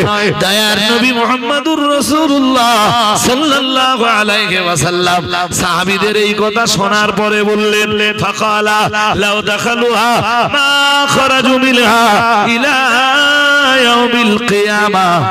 রাসূলুল্লাহ বললেন, ও সাহাবীরা, আমি মুহাম্মাদুর রাসূলুল্লাহ সাল্লাল্লাহু আলাইহি ওয়াসাল্লাম, আমি বিশ্ব নবী বলছি, ওই আগুনে যদি তোমরা ঝাঁপ দিতে তাহলে কিয়ামত পর্যন্ত জাহান্নামের আগুন তোমাদের জন্য লাজিম হয়ে যেত, অথবা আল্লাহ পাক তোমাদের জন্য জাহান্নামের আগুনটা অপরিহার্য করে দিতেন। তাকদীর তোমাদের ভালো, কপাল তোমাদের প্রসন্ন, ওই আগুনের ভিতরে তোমরা ঝাঁপ দাওনি। ও বাবাজিরা ভাইরা, নবী আমায় একটা কথা শেষ বেলাতে বললেন, আল্লাহ পাকে নবী বললেন, আতাআতু ফিল মা'রুফ আও কামা ক্বালা আলাইহিস সালাম। রাসূলুল্লাহ বললেন, নেতার নেতৃত্বের মান্যতা দেবে শুধু ভালো কাজের ক্ষেত্রে। নেতা যদি কখনো কোনো অন্যায় কাজের নির্দেশ দেয়, খবরদার জানো সেদিন নেতার নির্দেশ তুমি পালন করবা না। কথা বুঝতে অসুবিধা হচ্ছে? ও সাহাবীরা, তোমরা তোমাদের কপাল প্রসন্ন, ওই আগুনে ঝাঁপ দাওনি, দিলে জাহান্নামের আগুন লাজেম হয়ে যেত। ওই আগুনে পুড়ে মরলে এটা হতো সুইসাইড। কি হতো? জোর করে বলেন। হুজুর নেতায় নির্দেশ দিচ্ছিল, নবীজি তার জবাবে বললেন, আত-তাআতু ফিল মারুফ। হ্যাঁ, নেতার নির্দেশ ঠিকই আছে, নেতার নির্দেশ মেনে চলবা শুধু ভালো কাজের ক্ষেত্রে। সুবহানাল্লাহ বলেন। নেতা যদি বলে ওই যা, ওই অমুকের দোকান বন্ধ করে দেয়, যাবা? আরে জোর করে বলো না কেন? যাবা? নেতা বললো এখানে বসে থেকে, বলে ওরে ধরে নিয়ে আয়, মারতে মারতে আনবি, যাবা? হ্যাঁ, নেতা ভালো কাজের নির্দেশ দিচ্ছে, এটা আরে হোক না আজকের নেতা, নেতা এটা ভালো কাজের নির্দেশ দিচ্ছে, এই অমুকের ঘরে যে আগুন লেগে দেয়, নেতার নির্দেশ ভালো। নবীজি বলতেছেন এই ক্ষেত্রে আনুগত্যতা চলবে না, আনুগত্যতা চলবে শুধু ভালো কাজের ক্ষেত্রে। আর একটু মন খুলে বলুন, বুঝতে অসুবিধা হয়, হয় না তো? আচ্ছা, এই দুটো হাদিস শোনার পর 12টা বেজে গেছে, দুটো হাদিস শোনার পর এ পর্যন্ত শুনে কি কি মনে হলো? ইসলামে আমির আছে না নেই? সবাইকে জোর করে বলতে হবে, আমির আছে না নেই? আচ্ছা, এবার বলুন তো, জামিয়া রহমানিয়া থেকে এ পর্যন্ত কম বেশ 1000 আলেম, হাফেজ, মাওলানা, মুফতি, কারি, আদিব, মুফাসসির, মুহাদ্দিস বেরিয়েছে। I am right? রাইট।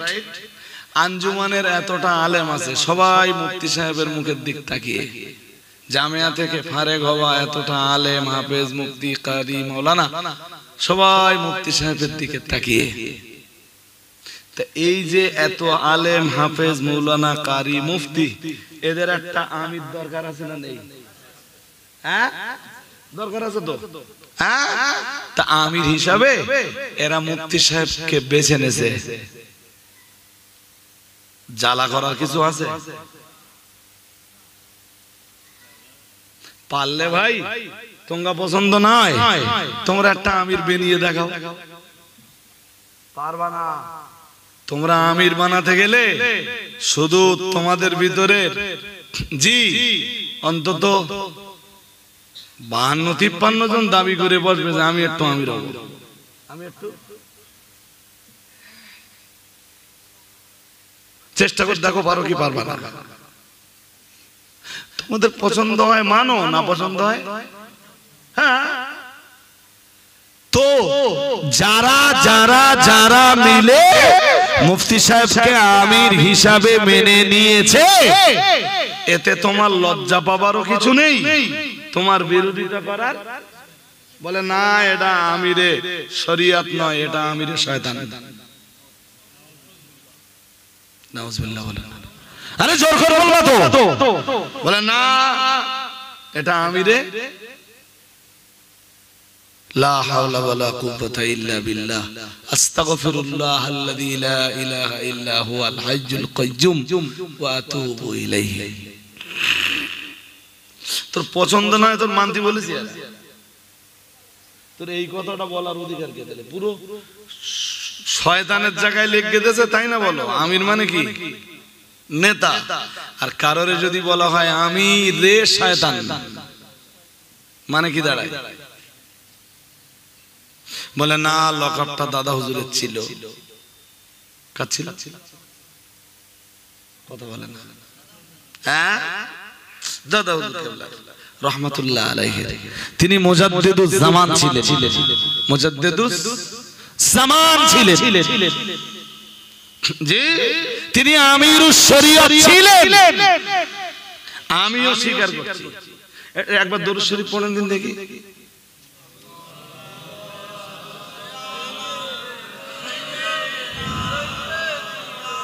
ব্যাস ব্যাস, আর পড়তে হবে না। একদম লাস্ট যে অংশটা পড়লেন ওটা কি বললেন? মাওলানা।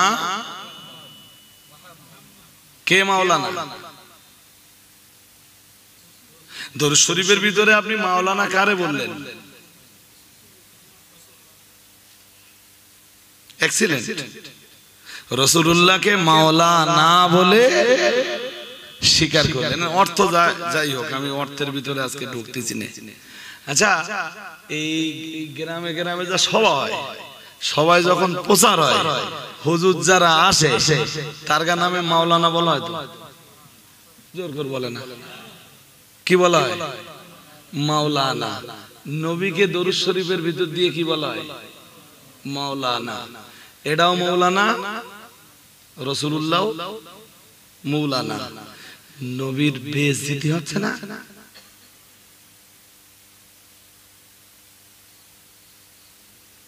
বুঝতে পারেন?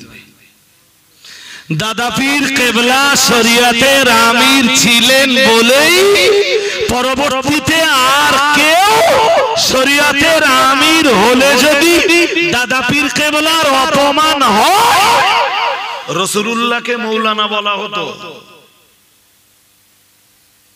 তাহলে এই যুগে এসে হিসাব কি হবে? আর কারোরে মাওলানা বলা, কথা বলেন না, মাওলানা বলা যাবে?